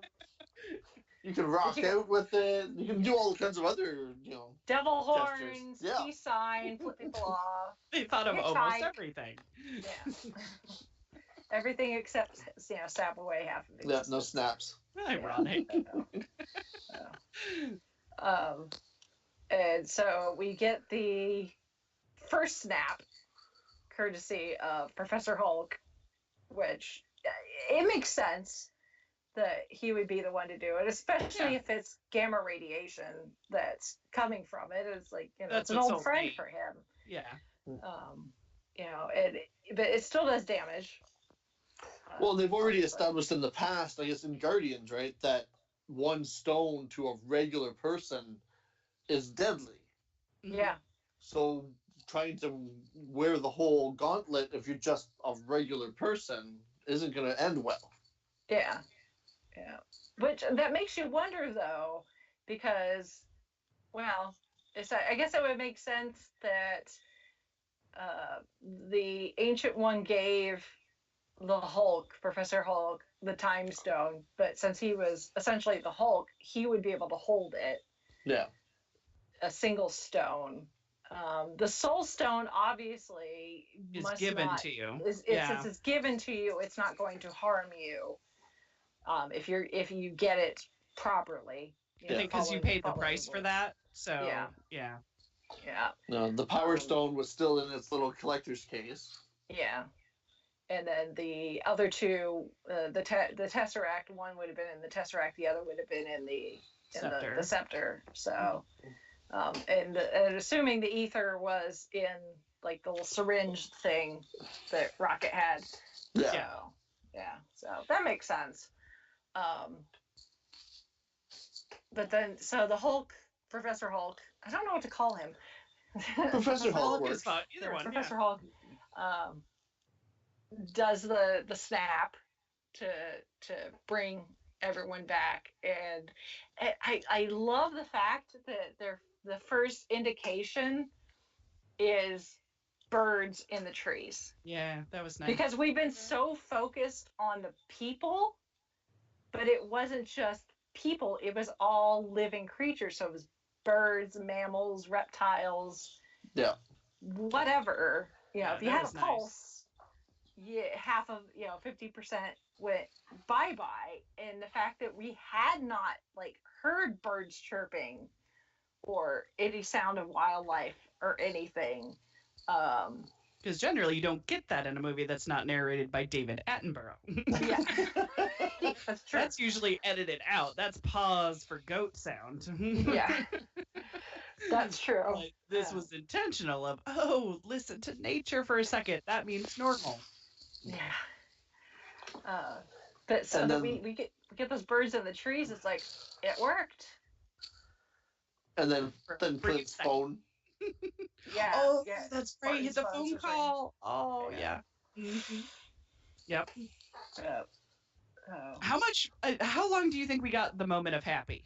Do you know what I'm saying? It Oh, felt like it was not like even a 2 minute. minutes. Not even Yeah. a I minute. was gonna say, It felt really Yes. quick. Yeah. A couple minutes at best, probably. Happy, and then meow. Yeah, and then we essentially that essentially goes right into our third act, which is between the having the time travel technology and evil Nebula gets the pin particles that our Nebula had, so that Thanos can shrink his ships really down enough to go through the quantum realm, and then she uses the information. I'm assuming that any technological information she had as far as how the machinery worked, she got because her brain and the other Nebula's brain are connected. Right. Yeah. So she's able to hack into the the Memory. machine to turn it on so that Thanos and his army can come through from 2014 to now to present day, and then all hell breaks loose. That's a fair And then assessment. we have Yeah. the best comic book movie battle ever. Yeah. It's what everybody was waiting for. Yes. Yeah. It's just, and the thing is, it's like we get this version of Thanos who hasn't done the snap but was going to. He Yeah. was on that trajectory. He's still the same guy, just not with the same past. Yeah. Yeah. He hasn't by the time we get to Thanos and Infinity War, his resolve, he's on it. He's totally down to do what he planned to do. He's willing to kill And- his daughter to Yeah. get it. And it's like, this guy hasn't experienced that yet. Yeah. Because Gamora's alive. Yes. Mm-hmm. Yeah, that version of Gamora's alive from Mhm. 2014. But the Thanos from Infinity War, almost immediately, there stuff popping up on social media. There's a whole subreddit that Thanos did nothing wrong. That Thanos was somewhat sympathetic for some people. I don't think so. I think the guy's just nuts. Yeah. I yeah. will subscribe to that theory. Yes. Nuts. Yeah. But this Thanos has almost the benefit of realizing what the future mistakes are going to be made, because the Thanos from Infinity War he thought that he was being like this benevolent being, and even Loki, before he kills him, says you're never going to be a god. But in his mind, he is. He's going to fix the universe so that there will be enough resources to go around for the people left over, and the universe will be grateful. He even says, he's like, I'm going to watch the sun rise on a grateful universe. Mm-hmm. But then this Thanos realized that the universe is not grateful. They're bitter. They're angry. Yeah. They're not thankful for what he did for them. So this Thanos decides, instead of eliminating half of everybody, I'm just going to kill everybody and start from scratch. Yeah, that's better. Yeah. Mm. Which, to me, almost it makes this Thanos worse. I know They're that's both relative. versions of bad. Yeah. Yeah, I mean, they're both versions of bad, and it's all relative at the end of the day. But the fact that this one has that foreknowledge, so that he goes from I'm going to be benevolent and spare half of the universe. Yeah. This For one's the like I'm just betterment gonna, of everyone. yeah, To let them all burn, they don't deserve it. yeah. That's It's like cool. Cool. you're being a bunch of ungrateful brats. So therefore, I'm going to take your toys away because you're being ungrateful. For what I've done for you. Right. But then we start, we have this like knockdown, drag out fight. He brings the Outriders. It's essentially the Battle in Wakanda again. That's what those things are called. I call them Venoms because they look like Venoms to me. Yeah. Okay, they're Outriders. Okay. Yeah, they're Outriders. I think that's what they're called. Yeah. And we've got the Black Order. Again, they're because none of them have died yet, so we still got Ebony Maw and all the others, and all his firepower and everything. And what group we have is trying to make a stand. Thor, decides to put on his big boy pants and try and clean up his beard and put on his armor and we've got Steve and Tony and Ant-Man and Clint, essentially, although and then Professor Hulk and Rockets and Rhodey end up getting stuck under the building because he ends up destroying essentially the Avengers facility by firing on it. So they have to get rescued, but thankfully Scott's able to do that by shrinking and then doing the giant man, giant Ant-Man again. We're going to see that again. But they have this, fight, and it's, essentially our three tentpole characters, Iron Man, Captain America, and Thor. They're like the three, I don't want to say the three amigos, but right. They're the tentpole characters. In soundtrack, because I bought the soundtrack already, one of the score titles is Three Amigos. Oh, is it really? Oh. Nice. Look at that. Yeah. It's like they're the three Avengers they're the first ones that got movies. They're the three that have gotten 3 movies. Right. They're the ones that have gotten their trilogies. So it's like it's those 3 are kind of like the center of everything, and they do their darndest with everything, pulling out all sorts of cool tricks. Like Tony's got is able to open up the back of his armor, and Thor is able to direct some of the lightning into it, and able to use that. And of course Steve tries to do what Steve does, which we saw in Infinity War. He could go toe to toe with Thanos at least for a few seconds. We saw him holding Thanos' fist and pushing back at least a little bit. But then his shield ends up broken and things, which I have no idea what Thanos' sword thing is made out of, if it's able to destroy vibranium. It must be made out of it, something similar. Yeah. Also, wasn't that what was in Tony's vision from, I can't remember, I want to say Avengers 2? Yeah, Ultron, Ultron, yeah. Okay. Yeah. Because as soon as I saw that, I'm like, all right, there's the vision coming to true.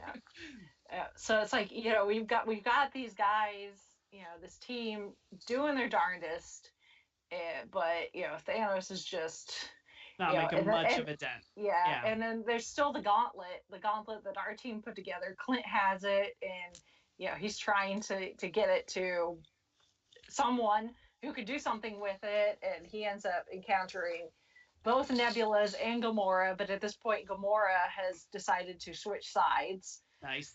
Sisters. Yeah. And our Nebula ends up shooting 2014 Nebula.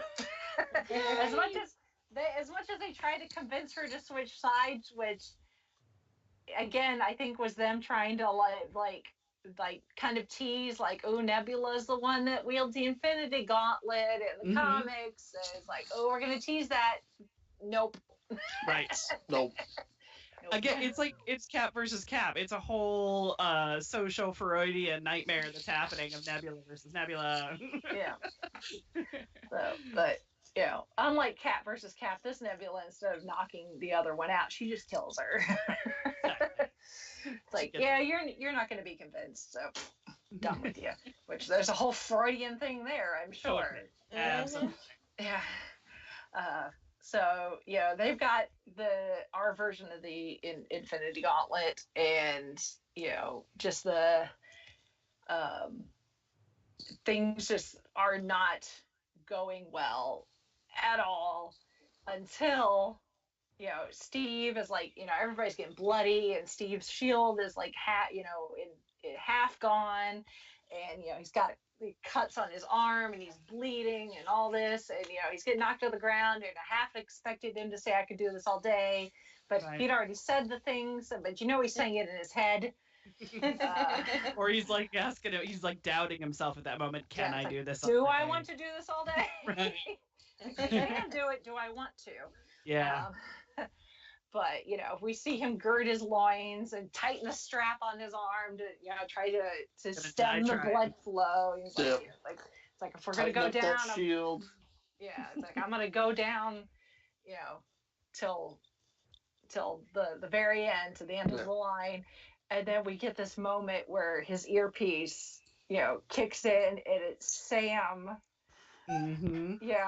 And I missed it, and I have to listen to it the next time I see it, but I totally missed it. But I guess apparently Sam says "on your left." He does. He does. One of my favorite left. moments.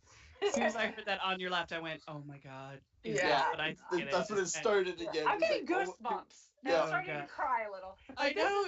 This is the point in the movie where I first started to get legit tears, but at this point they're tears of happiness. First part? Yeah. Oh, okay, all right, yeah. Because you hear Sam's voice, and then you get one of the sorcerer, orange portals, sling ring portals to open up, and I'm like, everybody's coming back. I know. And Sam flies out, and people, just everybody starts appearing. It's like we get Black Panther and moments, Shuri, and everybody's okay. This was the other thing, is that here they are, they're all okay, and they're all coming. Yeah. And say, the snap did work. Right. Yeah. And when Black Panther walks through and then starts doing his little chant, and the army behind him starts following, I half expected him to walk through and do the whole Wakanda forever, but they didn't bring that back. But just the chanting, the army following him, and it was just like goosebumps. And I think because instead what you got was Avengers Assemble. And it's like, yes, that's the ultimate Avengers Assemble.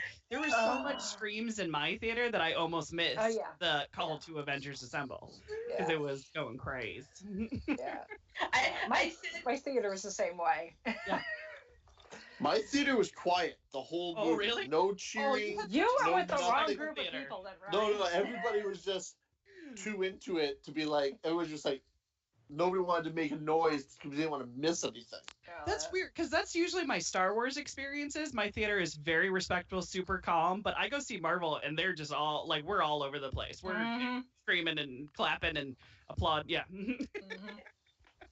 It was decent. I don't know, mine was decent, but I was loud, and I felt bad because I wasn't sure how they were compared to me.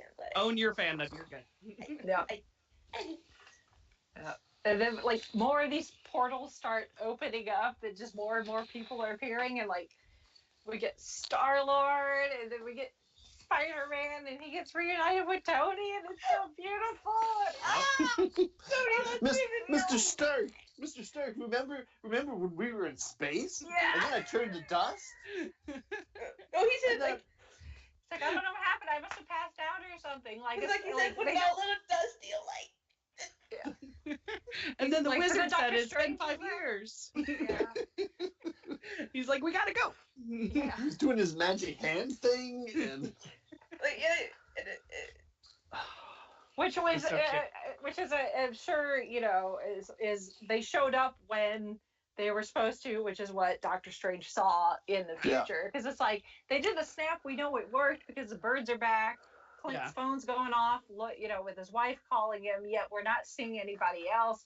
Yeah. And that's because I'm sure wherever they were in the Soul Stone universe or whatever, you want to assume where they went when they disappeared, is that Doctor Strange knew when they needed to show up. That's the what very least- Peter made it sound like. Yeah. And he saw the future. He knows what happens. He's the only one that knows what happened, probably. Yeah. The rest of them have no clue. Yeah.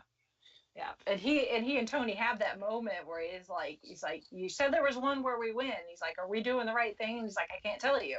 Right. If I tell you, it won't happen. I did like that because, I mean, again, psychologically, it's like, no, that's exactly what it is. Yep. Yeah. So, but I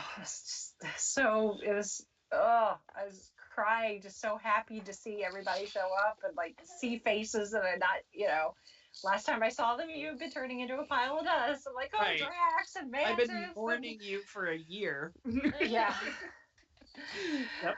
And then they're all It's like okay. so beautiful, and it's like we get the army of Wakanda, and we get like all the rest of like the sorcerer trainees and stuff from Carmitage and wherever, and it's like, we just get this huge big group of people, and then Wanda gets her chance to go toe to toe with Thanos, which was really freaking awesome. Oh yeah. Right? Oh yeah. She was kicking ass.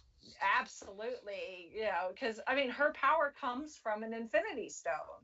Right. So she is extremely powerful. I mean, that's why she had the burden to destroy the Mind Stone, because that's where her power came from. Yeah. They even set that up in the first Avengers, where the stones can't fight against themselves, essentially, is what Dr. Selvig says. You can't fight against yourself. Yeah. So that's why Wanda was able to destroy, Vision's, the Mind Stone within Vision, because that's where her power comes from. Yet, ironically, during this movie, there are characters fighting against themselves. I was just about to say that. So it could be about the battle of self done in different ways. But, she gives Thanos a run for his money. I mean, she, if he had not told, the Black Order to turn the guns on everyone, including their own army, she could have possibly killed him.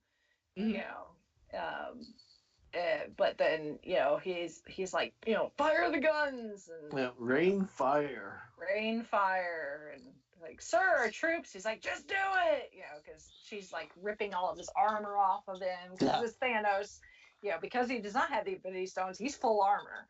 Yeah. But so they start raining down, hellfire essentially on the ground, and people are getting knocked this way and that way, and they're destroying their own troops and whatever. And then all of a sudden the guns stop firing and point off into the distance, and I'm like, oh, here comes Carol. I know. I'm like, where are you being, Marvel? Come on, Marvel. For someone that was as hyped up about her being, her movie, and then appearing in this one, at this point it's like, she hasn't really been in this movie a whole lot. Like, where the hell's Carol? Yeah. Doing what she said she was doing. She was helping out on all the rest of those planets that don't have heroes to help them, essentially. Yeah. So. And also at the time of filming, they had not finished the script on her movie, so they didn't know what she could really totally do within the MCU. Obviously, they knew had comic book knowledge, but yeah. So it's like, let's just make her go away for a little bit because we don't know. Yeah. It's like, there's the in-universe reasoning, and there's the out-of-universe reasoning. Yeah. Yes, but she showed up when we needed her. Yes. Yes, she did. And again, just like Wanda, she gives Thanos a run for her money. Like, he headbutts her, and she doesn't even flinch. I know, because the girls are going to fix it. Sorry. Anyway, yes. Yes. That was Yes, my going in theory was the girls were going to fix it. I'm half Yeah, well, it's like, Fair. we got Wanda going toe to toe with Thanos, and then we got Carol going up against Thanos. Meanwhile, they're playing hot potato with our Infinity Gauntlet, because Clint had it, and then T'Challa got it from him, and then I lost track so many times. yeah, and then like Peter, When Peter gets it, Parker and get it, yeah, when he activates kill mode. kill mode, Right. Oh yeah. Oh, I totally forgot about the kill mode part from the last movie, and it's just like, oh Jesus, I forgot about that. That's awesome. Yeah. He's like, when will I ever need kill mode? Well, now you know. Now. Yeah, now. Yep. So they're playing hot potato with our version of the Infinity Gauntlet, and then finally, Carol gets it from Spider-Man, and Hi, I'm Peter Parker. yeah. She's like, "Hi, Peter Parker. I think you have something for me." And he's like, "Here you go. I don't know how you're gonna, Make it there. Like, make it there." And then we get this great girl moment. yeah. Yeah. Like, Yeah, it's like, oh, she's not gonna have to do it alone. And it's like, yeah, girl power. Loved It's it. like, that's the female Avengers movie we all need to see now. It is. Yeah. I want that That T-shirt. group. I want that poster. I want that tattoo. Yes, I'm on it. Bring Just it on. use all my money. Just do it. Yeah. So, because they're trying to get it to Scott's van. So Because that they can everything use. happens in Scott's van. Sorry. Yes. Yeah. The It's a vans are magical rocking. place. It is. Stevie. If the vans are rocking, time travel's happening. That's not a euphemism. Quantum energy, baby. But because they need to power up the gauntlet again, and I guess they think that they can use the power from Scott's van Right. to power it up. Wasn't the think. thought to send like it into the quantum realm? I was gonna say, send we're the to hide stones it. back. Yeah. It was to get rid Or of it. something, something. To keep it from Thanos. The van needed to be involved. Yeah. In some capacity. This is why I wanted to see it more than once. So much to take in. But then the van gets destroyed. I know. Sad. That van kept the licking and kept on ticking until now. Yeah. So, but then we still have to play hot potato with the Infinity Gauntlet some more. Thanos ends up getting it, which is bad. Very, very bad. Very bad. Very, but then, very bad. but I then thought like it was pretty clever when he just took the power stone out of it, held onto that, and punched. use it against Carol. Yeah. Yeah. That was, It set up the a nice precedent. twist. Yeah. Mhm. Mm-hmm. Are we also going to talk about Cap though? What Cap did? Yeah. Are we finally talking about Cap? Because that was just. Oh, that was. Yes. I've I been waiting. freaked out. Taking us to hammer, throwing the lightning. Yes. Yeah. Yeah, it's like he was worthy. yeah, because Thanos goes up against Thor, and we almost get a reverse of Infinity War, where this time he's got Stormbreaker. Yeah. On trying to push it into Thor's chest. Of course, this Yeah. Thanos doesn't know that that's what happened. Yeah. But it looks like maybe Thor's gonna bite it, but then Captain America proves that we weren't seeing things in Age of Ultron, and he actually is worthy to harness the power of Mew Mew. Loved It is that. awesome. My whole theater like freaked out as well. Yeah. Oh my god. It was I know. so justifiably awesome. It's such again payoff from a previous movie. Right? Yeah. Yeah, it's like, oh, we get so much payoff. Oh, and Steve just takes to it like a duck to water. Yeah.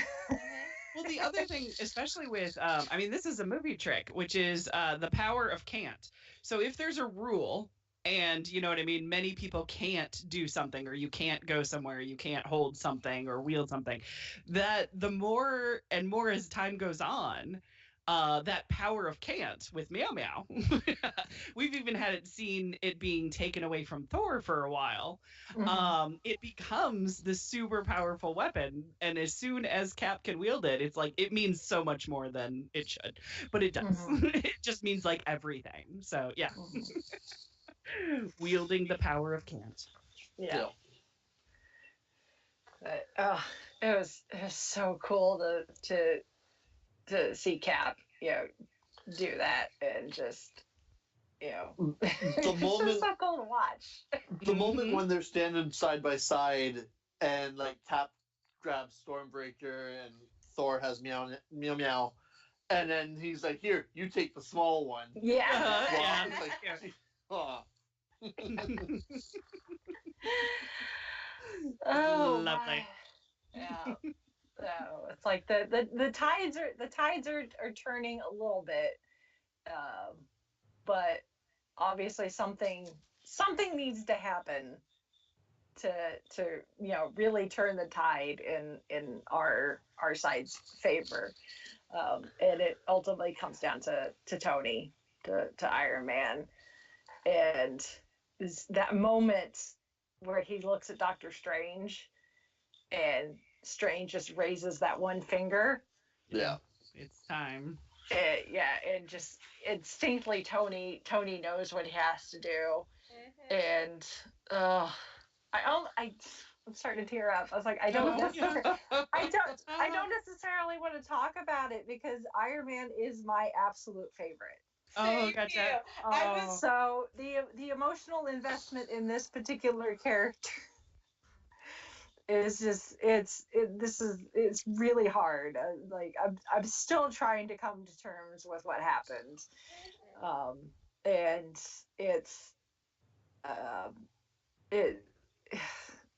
hard. I went to the mall the other day, yesterday as we're recording this, and it'd been the first time that I'd been able to be out of the house on my own since the car accident I had a couple weeks ago. So it's like freedom. So of course, what do? I go to the mall. Yay, shopping! Yay! Retail We all therapy. grieve in different ways. Yes. Well, yeah, that too. It's like a little retail therapy never hurt anybody. Yeah, there you go. And I wanted to see what kind of, Endgame merchandise was out there. Like maybe a hat or T-shirt or Funko Pop or something, Yeah. But my mall has a ThinkGeek store. Oh, yeah. And both of the ThinkGeek, at least the two ThinkGeek stores that I know of in the area, both have full-size Iron Mans for sale in the store. It's a nice. full-size Iron Man. What's suit, that run? Essentially, it's Can't remember if several it's $1,000s. Yeah, I thought it was like $5,000 or something. Yeah. It's not cheap, but it is Out of my price range. Yeah. Or maybe it's just the helmet. There's another one that's just the helmet. That might Yeah, be you $5,000. could probably buy just the helmet too, but this is Yeah. life I have size. the helmet. This is Ah, there life you go. size. The arc reactor lights up. I think the eyes light up too. So I mean, this thing is just beautiful. Mhm. But I walked by the ThinkGeek store and I saw that Iron Man in the window, and I legit almost burst into tears in the middle of the mall. Aww. I saw Endgame last night, and because I walk Sundays, I wore my Iron Man shirt that I had. And then after I saw the movie, I looked down and couldn't stop crying. Aww. Yeah. Uh-huh. Yeah, I wore mine to the movie, my Iron Man shirt, just because there was part of me. There's the logical part of my brain, and of course there's the emotional part of my brain. Yeah. The emotional part of my brain wanted Steve to snuff it, Right. Aww. which I'm sorry, but it seemed like a very Steve thing to do. It did Yeah. to sacrifice himself, Yeah. to throw himself on the grenade like he did. Yeah. In Yeah. Captain. Yeah. Yeah, it seemed like knowing that this was Chris Evans' last movie, and he had tweeted about it. He's like, thank you for, supporting me and playing this character all these years. So it seemed like we were going to say goodbye to Captain America, and he was going to sacrifice himself because that's a very Captain America thing to do. Right. So the emotional part of me was like, okay, Steve's gonna snuff it. And I thought maybe, even though they haven't said anything, that I thought maybe this would still be the end of Robert Downey Jr. being Iron Man. But because one, he's the top bill, he's the one making the most money. And even with them making, crapload tons of money, he's very expensive to pay for as an actor. And he's older, so it's getting harder for him to do the role. He injured himself filming Iron Man 2, I think. All the way back then, he had injured himself filming it. Or no, 3. It was Iron Man 3. He had injured himself while filming. So I thought, Cap's going to sacrifice himself, but in the process, they finish up the whole Thanos thing. Tony's going to hang up the helmet. He and Pepper are going to get married. And he could pop up every now and then in kind of a consultancy type thing, cameo type. Yeah. That was the emotional part of my psyche. That's what you how it was gonna thought play you out. needed. Right, That's right. what I thought was going to play out. Then the other side of the logical part of me was, no, Doctor Strange gave up the time stone to save Tony's life. Yeah. Ergo, Tony is very, very integral in making sure that they get that 1 out of 14,605,000. Yeah. The other part that came into my head is this all started with Iron Man. Yeah. It's And going it to end ends with Iron with- Man. It's It's going It's to a bookend. yeah. It's a story end. But I didn't know that Robert Downey Jr. was actually thinking about leaving. So I kind of went with that would be the best bookend ever. And you could sell that to Robert Downey Jr. as an Mhm. ending, as a way to walk away. But I still went, he would never do it. Yeah. And so I was still kind of in denial about it. I'm like, he's going to do this role until he's 95. And Yes. and we're going to be like, he needs gonna- to go. And He's going to be like Stan Lee, Right. And the part He will could become just be smaller Stanley. and smaller because but Yeah. but no, this was a very I mean on multiple levels it was a very brave thing to do, but story wise it made complete sense and it gave Yeah. you a sense of closure and heartbreak. It doesn't mean I have to like it, though. Exactly, absolutely. But There's it no was a very closure here. story motif to go with. I was like, holy crap, you did it. I mean, it was a beautiful moment. Him and Thanos. Thanos, of course, like every bad guy ever has to like get one final like quip in. Yes. Say something. And that gives Tony just enough time to get in there and essentially steal the stones off of the gauntlet. He doesn't even have to get the gauntlet off because he made that gauntlet. So, Right. And he has a spare like he always does. yeah. Always Well, has he's got a the spare. Iron Man suit. I mean, it's essentially Yeah. what it is. This is part of an Iron Man suit, so the stones just go straight onto the suit he's wearing.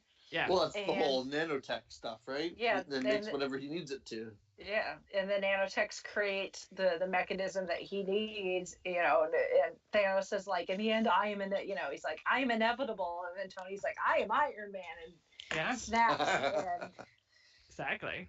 yeah, I said I am the same as him as I was sobbing. yeah. Yeah. At that moment, I'm like, yay, and then I'm like, oh. Exactly. But then I'm kind of like, yay, because all of Thanos' army starts disappearing. Because he saves the day, right? He saves the day, but at what price? Yeah, and Thanos is the last one to disappear into a pile of dust in the wind. Right. Can't And see I was like, bye bye. yeah. So I was happy, and then we get back to Tony and see just how damaged he is, and I'm like, oh no. It is. I will say it's a very interesting character arc because remember in Civil War how Cap and Tony were talking about how you'll never be the person who will take it for one of the team. You'll just find it. And Tony's like, I'll just cut the wire. You know what I mean? Tony was the one who wouldn't make the sacrifice play. And throughout the movies, he was the one that made the sacrifice play.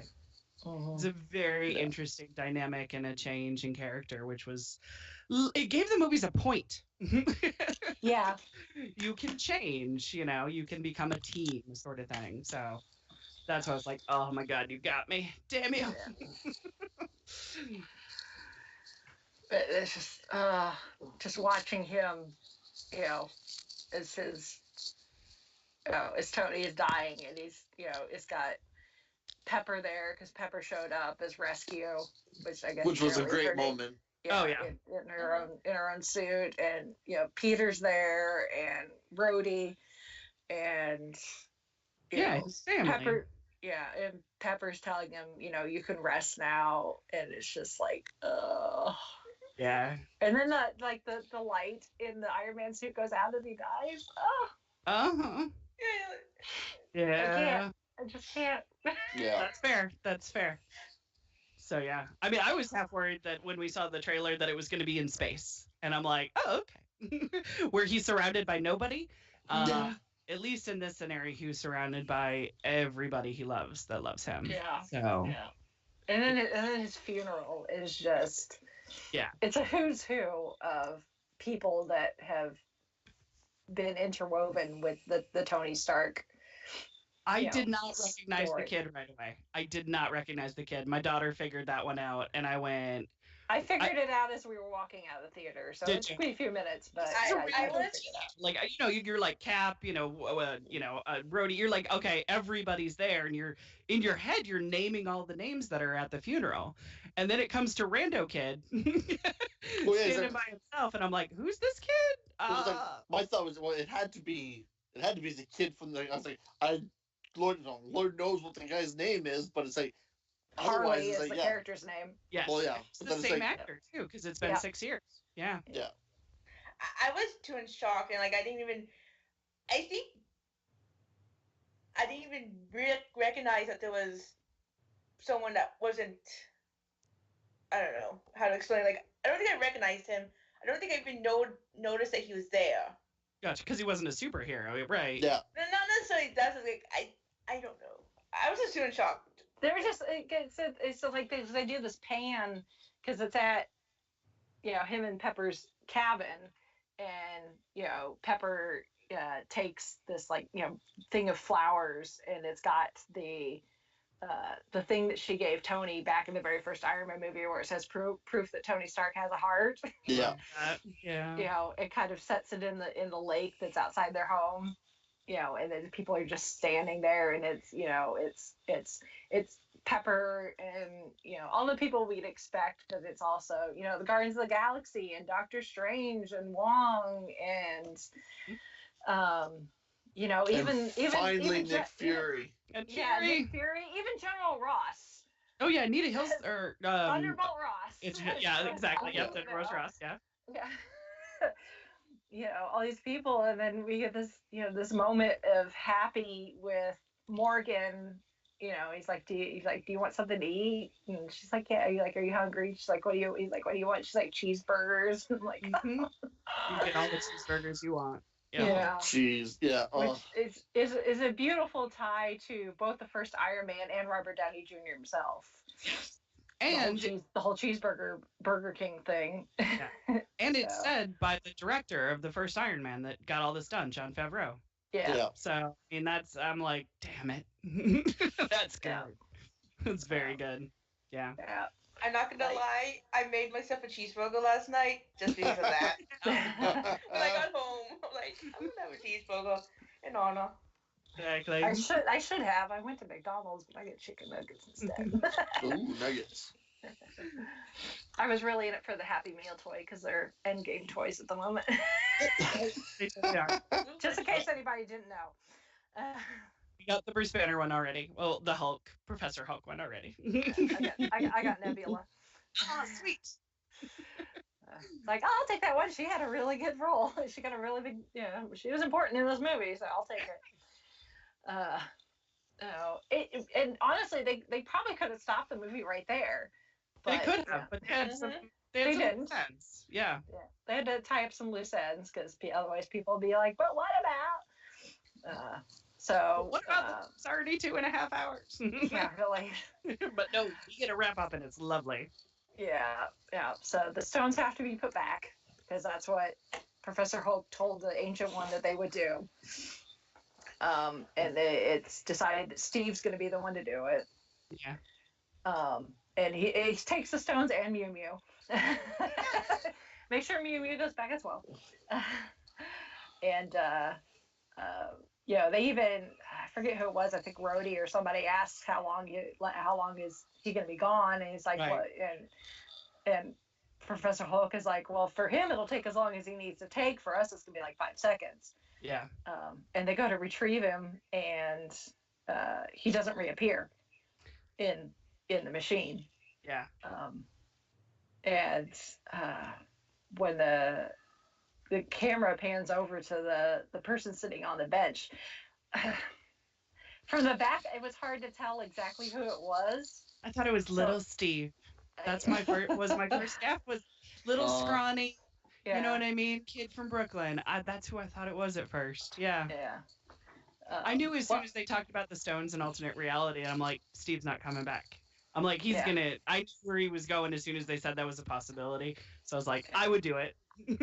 Yeah. So yeah, we get Old Man Rogers. I like him. He got to get old. Yeah, he got to get old, and I think he looks like, I know he is Steve Rogers, but Old Man Rogers, he looks like Mr. Rogers. Yeah. Like give him a cable, give him a zip up cable, hand knit sweater and trolley, and let's go to the land of make believe. But he kind of is, isn't? I mean, Steve Rogers really is the epitome of Mr. Rogers. Only he can punch. Yeah, it's like, be the person that Mr. Rogers wants you to be, and it could be either one. Yeah. And I like that. So, but we find out that he decided to stay back and have his life with Peggy. Yeah.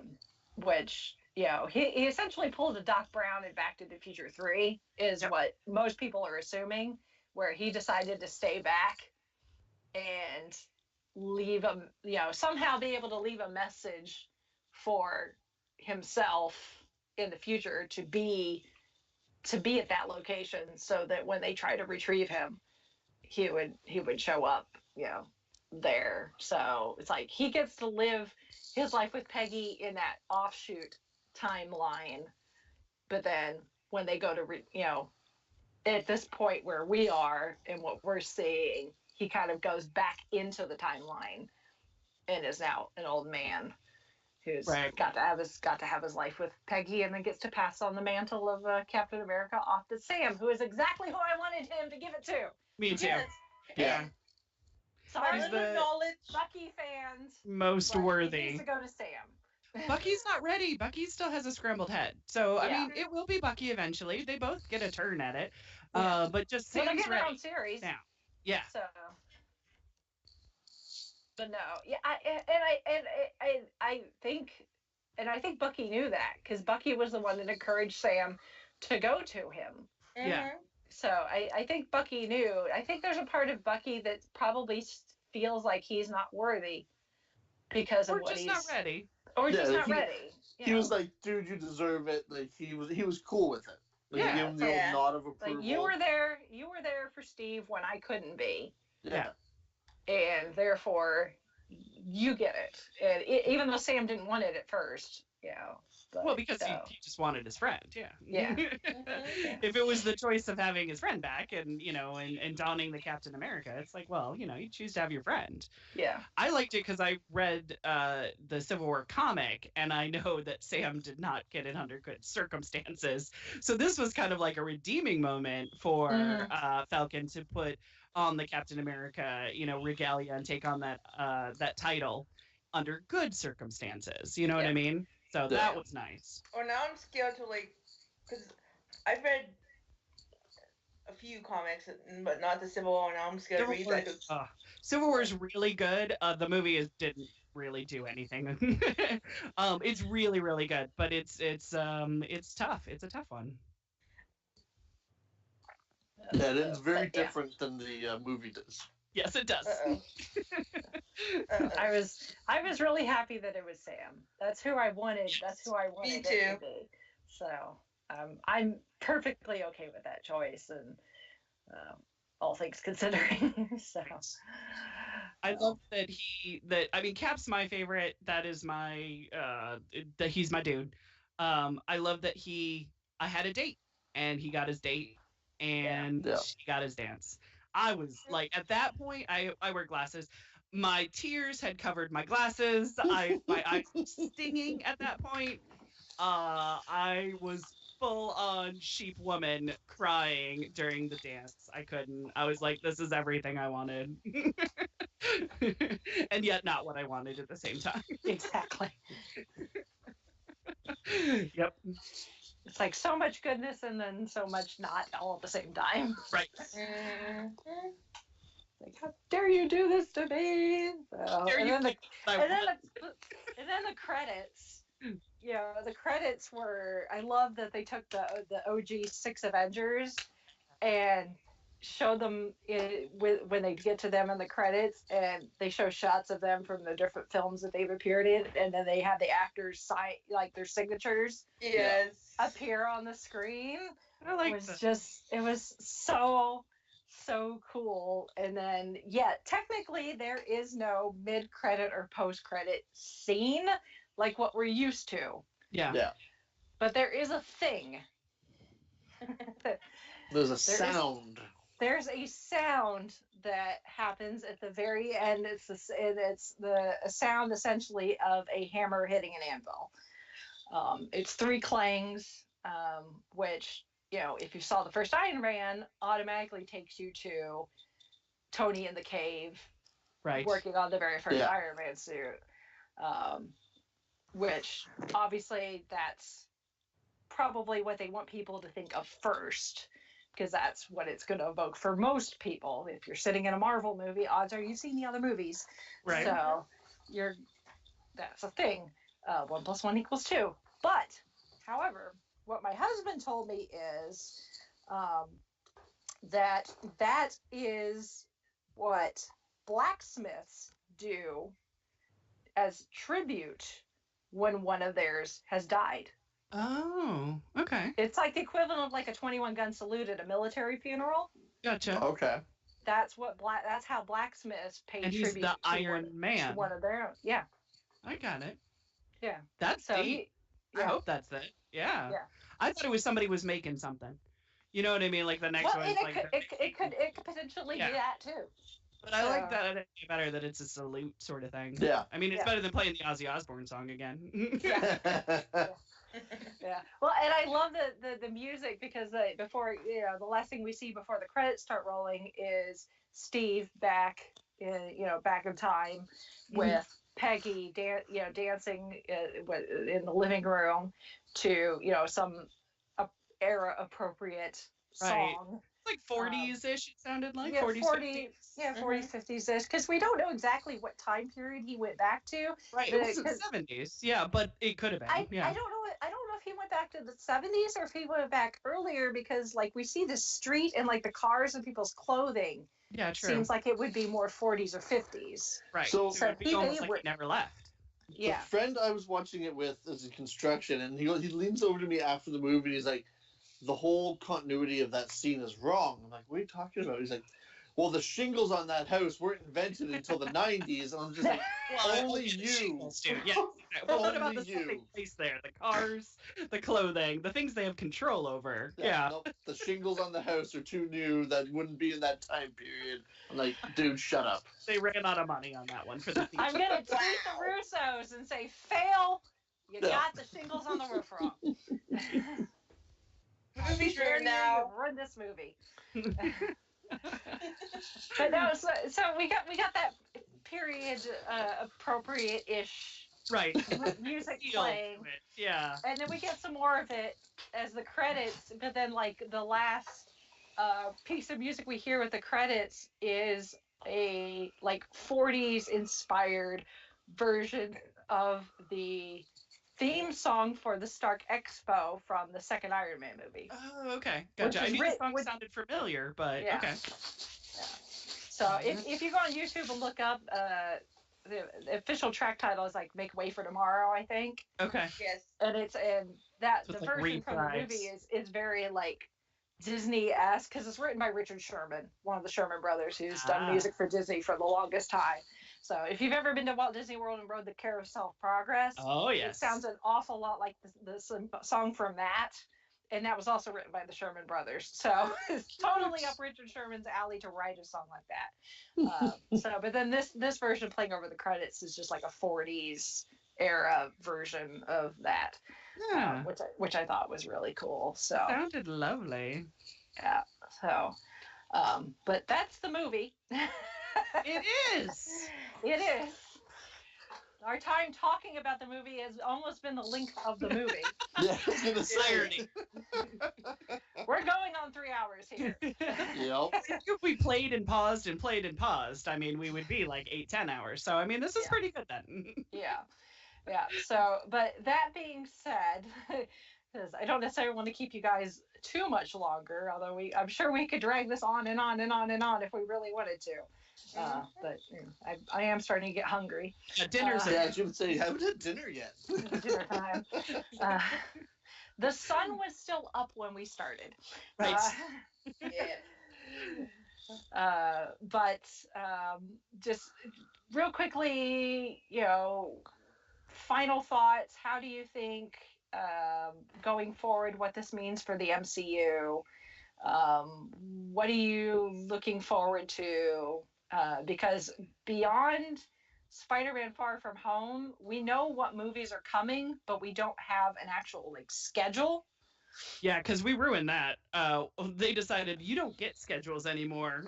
Yeah, well, and then firing James Gunn and then rehiring him after he'd already been hired by the other company kind of threw things for a loop too. So, so yeah, we really don't know what is schedule wise. We know there's still going to be another Black Panther, right? We know there's going to be another Black Panther. We know Doctor Strange is getting another one. Eventually, we are going to get a Guardians 3, or in this case, Asgardians 3, because Thor is now with the Guardians, and him and Peter Quill are going to argue over who's in charge, I guess. Which is It'll be funny, interesting to find out. Yeah. So, Thor left New Asgard and left Valkyrie in charge because he didn't want to be in charge. Yet the minute he gets on Quill's ship, he starts acting like he's in charge. A leopard doesn't change its spots. I mean, that's all he knows. He's trying. Yeah, he's trying. It'll be interesting if we find out or ever find out if that was originally part of the ending. Right. Or if that changed after the James Gunn firing, because he already had a script for the next Guardians movie. Oh, true, yeah. And it was supposed to come out next year. Yeah. And now it's been pushed out to 2021. Yeah. So was that supposed to involve Thor or not? Or I don't know. We'll probably never know. We could have filmed it for just in case coming up. Yeah. I mean, we saw some, mid credits and end credits that didn't happen for a couple of movies. So yeah, maybe they could just be messing with us at this point too. Oh yeah. Well, I mean, MCU messing with us? Yeah, but we deserve it. We just flat out lying to us in trailers. Never. Editing the thing. The next Guardians movie could take place before Infinity War. Right. Yeah. Yeah. The second one took place well before everything, so.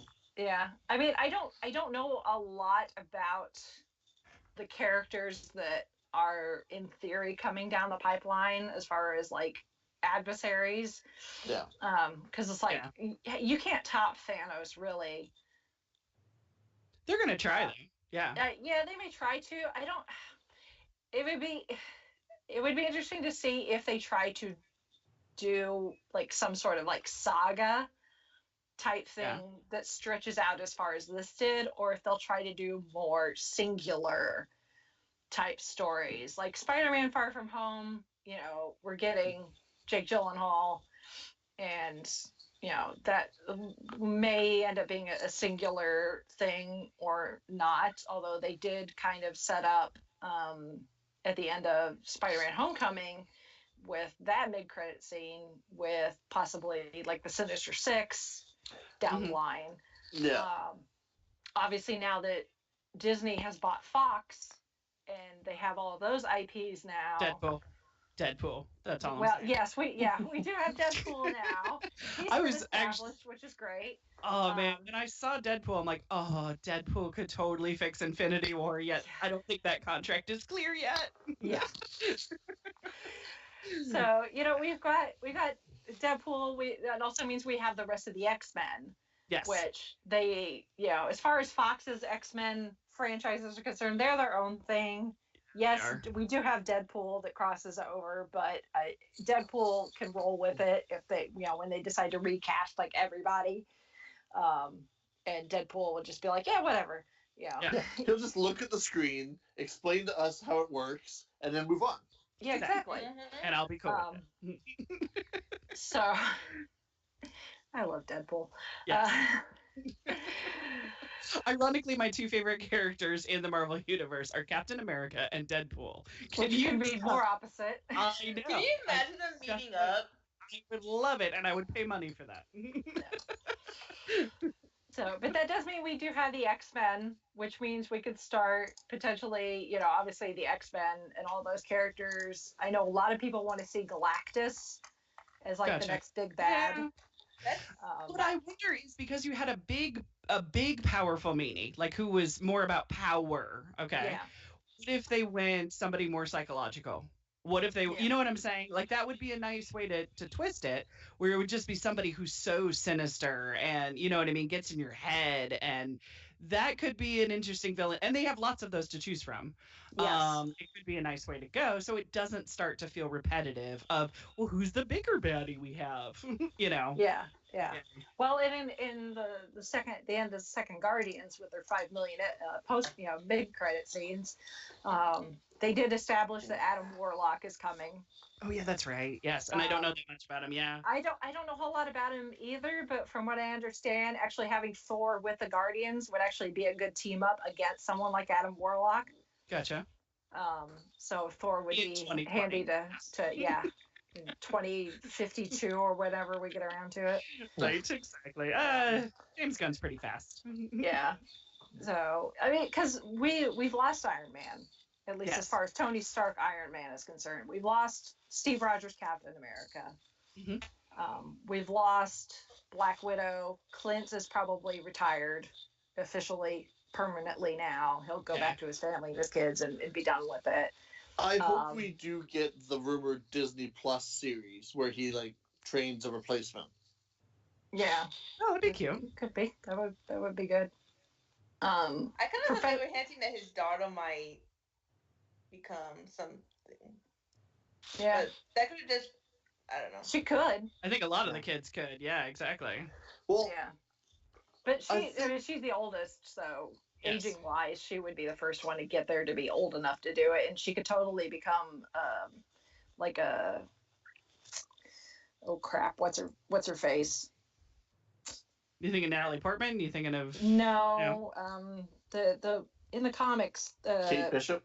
Kate Bishop, yes, she could totally. His daughter could totally fill the role that Kate Bishop does in the comics.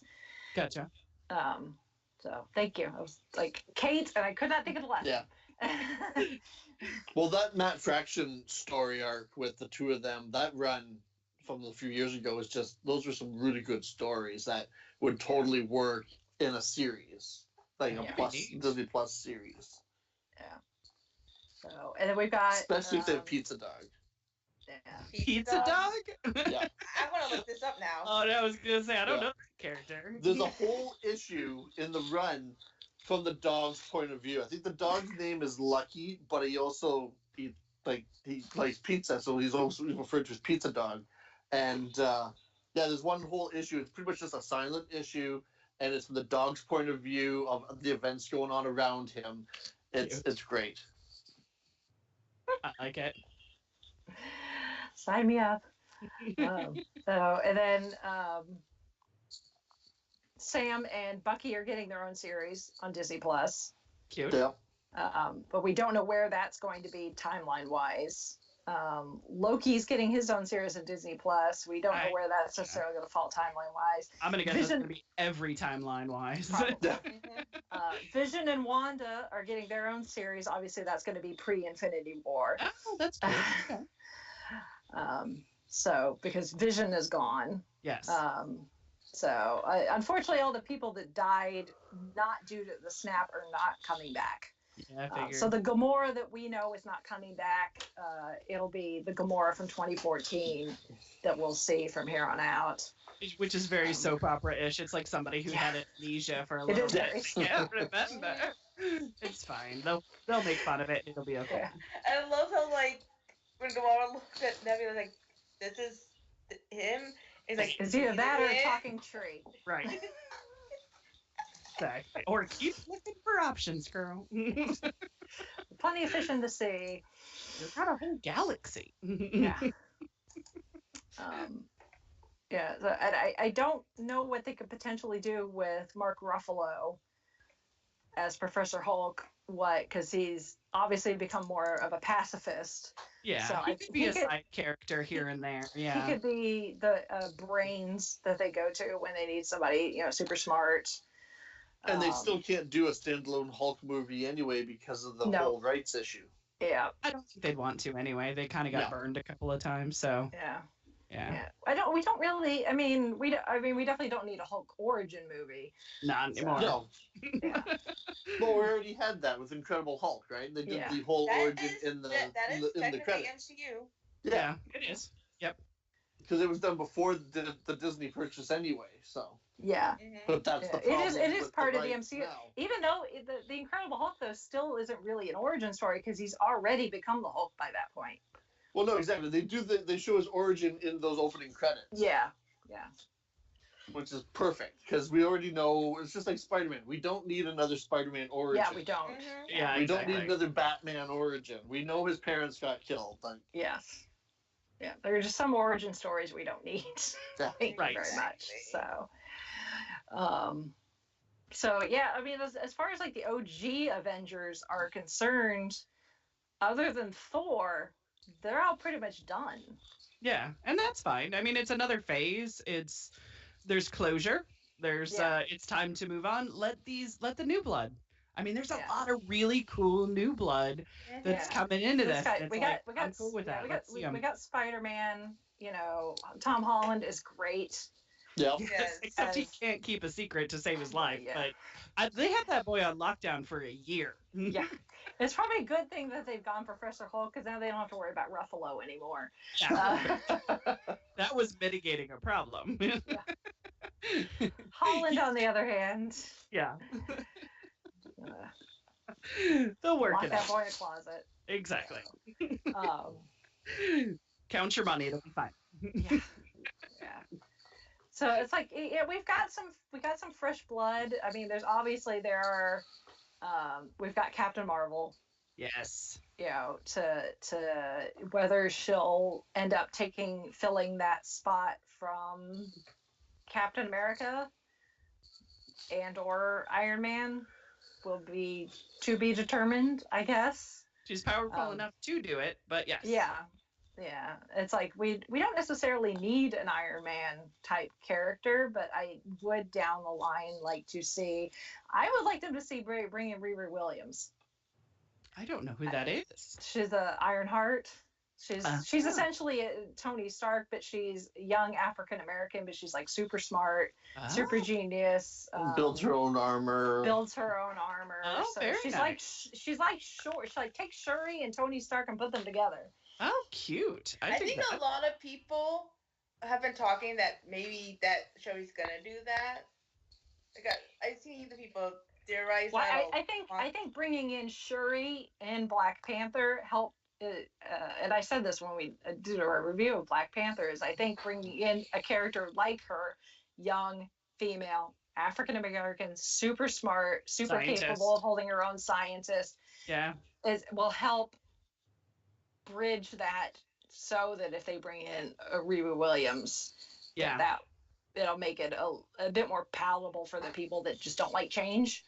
Yeah. Of course, you're gonna have all the people that just don't like change, but they're still gonna, exactly. They're still gonna do what they're gonna do. Set a precedent for having a character like that in the universe. So, I'm game. I'm ready now. And then, of course, I'm sure everybody, including myself, is chomping at the bit for a quality Fantastic Four movie. Yes. Yeah, you guys still have hopes for that? I've burned that bridge. I'm like, I'm good. No, I think give If- Marvel a chance to make a movie. Like the Maybe. first two aren't bad. They're fun. They're They're campy. fun. Yeah. That last one that they tried to make was a steaming pile. Don't bother. Yeah. It's dumb. Considering if you look at the other starts and stops with some of the other characters, we are on our third Bruce Banner. Yeah. We're on our third Spider-Man. Yeah. Why not get our third set of Fantastic Four? Third time's a charm. Sure. I guess. Yep. And because I honestly think this is just my personal opinion that they are cursed with Fantastic Four. I think it's a curse situation. Maybe. Because remember that TV movie they tried to do that they never even finished, or something like that they didn't even release. I just think Marvel there's some that one was made. It was one of those ones where they had to make it to hold the rights. Yeah. But they never bothered to release it. You can find it bootlegs of it all over the place. Where I watched it. Yeah. Yeah, that one was just made to keep the rights. That's the only. They just made it on a minimal budget. But it was like if they didn't make that movie, the rights would revert back to Marvel. Right. So they made that so they could hold on to the rights, and then later on they got the other ones. Perhaps because of that, somebody put a curse on it. Maybe. Maybe. Hey, have you if the seen that Cubs horrible can Captain finally win the America? World Series. Oh yes. Oh yeah, I saw that one too. They have the horrible Captain America one. Oh, it's bad. With the rubber ears on the helmet? Yeah. We don't talk about that. And the Italian Red Skull? Did I make it that far into it? Oh goodness. All I'm saying is curses can be broken. If the Cubs can finally win the World Series, Sure. There you go. we can get a quality Fantastic Four eventually. Yeah. There you go. Yes, the power of Caligula. And I'm just saying that I would not be surprised if Disney was thinking far into the future when Spider-Man: Homecoming, when Tony Stark sells the Stark Tower, and they don't tell us to who that could be the Baxter Building. Oh, yeah, true. Just saying. Yeah. I'll just leave it there. There you So go. if that's a thing, you can say I called it. I like it. It's on the record right here. Either that or Oscorp. Yeah, or that too. We haven't seen the Osborns yet in the Marvel universe. Yeah. Well, the thing is though, with the Spider-Man and all the fringe characters that go with that, is Sony has all that. Yeah. Oh yeah. No, I know. They can play with it. It's as long as they're both making money. Yeah. And everybody's happy. Yeah. Yeah. Fox knew that, they milked the X-Men for as much as they could, but that cash cow had brand eye. Yeah. Well, and they had all kinds of other issues going on at Fox. That's why the purchase happened. Yeah.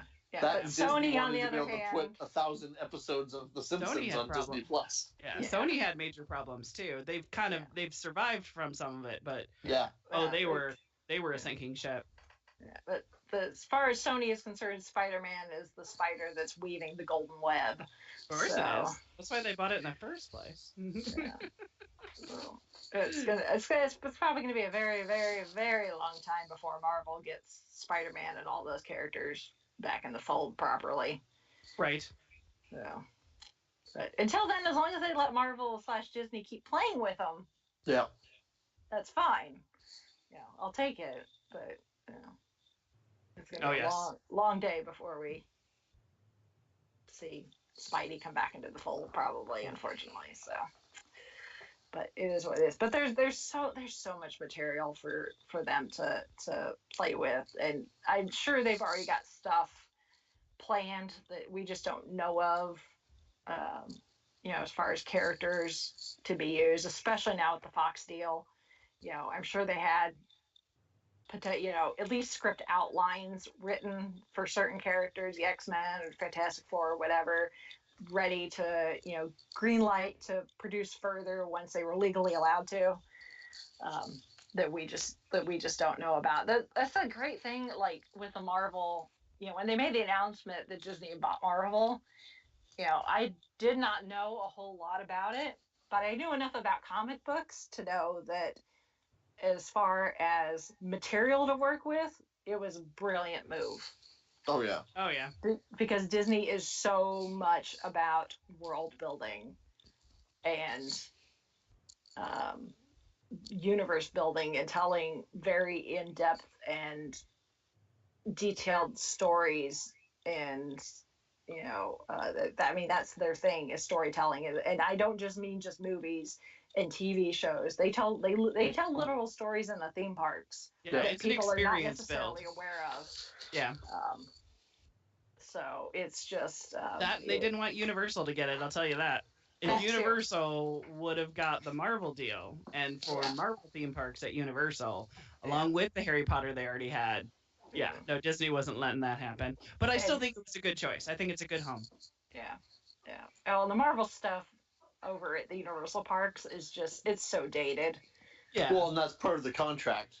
Yeah. It's like They're 90s not allowed to comic develop book it, stuff is and- what they're allowed to use. Yeah.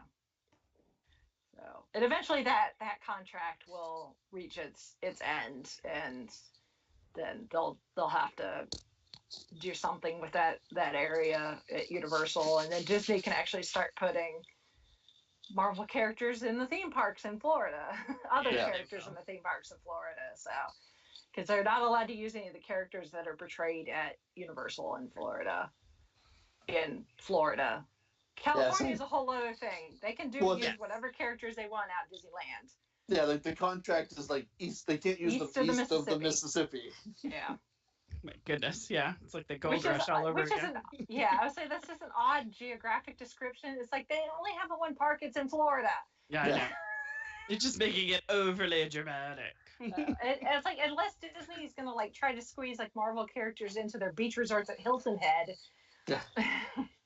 Because I guess that would be east of the Mississippi as well. Yes. So, but I'm excited. I'm excited to see where they go with the movies and what that means for the parks as well. I'm excited for the Guardians of the Galaxy ride to open in a couple more years at Epcot, and it's going to be awesome sauce. So. I was there in October and I saw they were building it. Yeah. Nice. Really, I'm like, my husband and I got married at Disney World. Oh, our honeymoon was there, so almost. Yeah. Well, we honeymooned there too, but. Well, yeah, of course. Yeah. But at the time, it was a great wedding. I have no complaints. I do it all over again. I would not change a thing other than the fact that I did not get enough cake. But that's a story in itself. But it was a small wedding. We were young and graduated just fresh out of college, and we didn't have a lot of money, but I really wanted a Disney wedding, so we went with as basic and small as you could do at the time. But we've always kicked around the idea of doing a vow renewal when down the line, and being able to throw more money into it. To have have a bigger party and invite more people and that sort of thing. But now that they're doing the Marvel thing, I'm holding off. It's like, we're not doing the vow renewal until it can be a Marvel themed vow renewal. Nice. We went in October because it was my husband and I's 20th wedding anniversary. So and the interesting thing was, when we were married, it was the third day opening of Animal Kingdom. So Animal Kingdom had their big 20-year anniversary of 20 on everything. And we're like, oh man, we're going to be so broke. So everything that had 20 on it, of course we wanted it, because we're like, hey, it's our anniversary and it's Animal Kingdom's anniversary. It is a magical place, Tahiti. I mean, Disney World.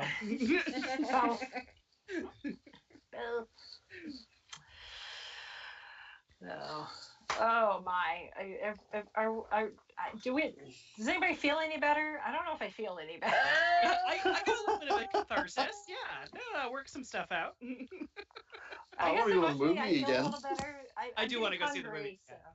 Yes. I think my hunger is maybe clouding how I'm feeling. Yeah, I'm kind of feeling that. There you go. We should go eat. Yeah. So, real quick, plug your things. Where can people find you guys? Your stuffs. Gotcha. To pimp yourself out. Okay, find our podcast anywhere you find your podcasts. True North Nerds, just search it. We have our website, truenorthnerds.com. We're on Facebook under True North Nerds. Yeah, look for us, listen, or don't, whatever you want. It's free country. There you go. Still a free country. Even in Canada. Even in Canada. Love Hey. it. Mine is Gal's Guide to the Galaxy, and it's on all of the podcatchers as well. So wherever you like to listen. We've been on a little bit of a break, but we're coming back with new episodes. We kind of do like one cool thing. Each person who's on the show brings to the table one cool thing about women's history, and they kind of basically educate the other people, drunk history style, a little bit. And it is tons of fun to be had to learn about history in a kind of personal way. So, and it's also on galsguide.org. That is the nonprofit organization that I run that talks about women's history. So that's me. Cool. Cool. And of course, our stuff can all be found at the5ishfangirls.com. You can find social medias, ways to financially support us, this, that, and the other thing. We're everywhere. We have no couth when it comes to pimping ourselves out on social media. So. Do it. Absolutely. Yeah. It's all free. It's free, social media. It's free promotion. So, Exactly. but we'll make sure to put links to all your guys' stuff in the show notes so people can find you. So, Sweet. Well, thanks for having us. Yes, Yes, thanks. absolutely. It was fun. It's been a good therapy session, and Yes. it's been fun. So with that, we shall sign off for this week. This is Brittany and Bella saying goodnight. And this is Rachel in Indianapolis, Indiana. Hail Hydra. Oh, no. Spoilers! Very soon.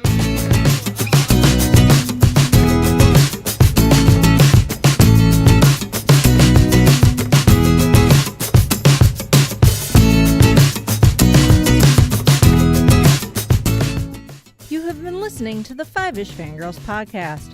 You can find more episodes and information at thefivishfangirls.com.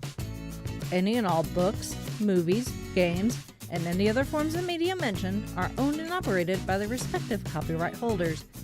No copyright infringement is intended or implied. If you wish to support the show, the easiest way is to leave us a rating and review on iTunes. More ratings and reviews will make it easier for others to find the show. If you wish to support us monetarily, you can do so at patreon.com/5ishfangirlspodcast. All money goes towards fees and equipment to keep the show going. For official Five-ish Fangirls merchandise, visit redbubble.com/people/5ishfangirls. We love hearing from our listeners and encourage feedback. You can email us at fiveishfangirls@gmail.com. You could also like and follow us on Facebook at facebook.com/5ishfangirls. Thank you so much for listening, and may the squee be with you.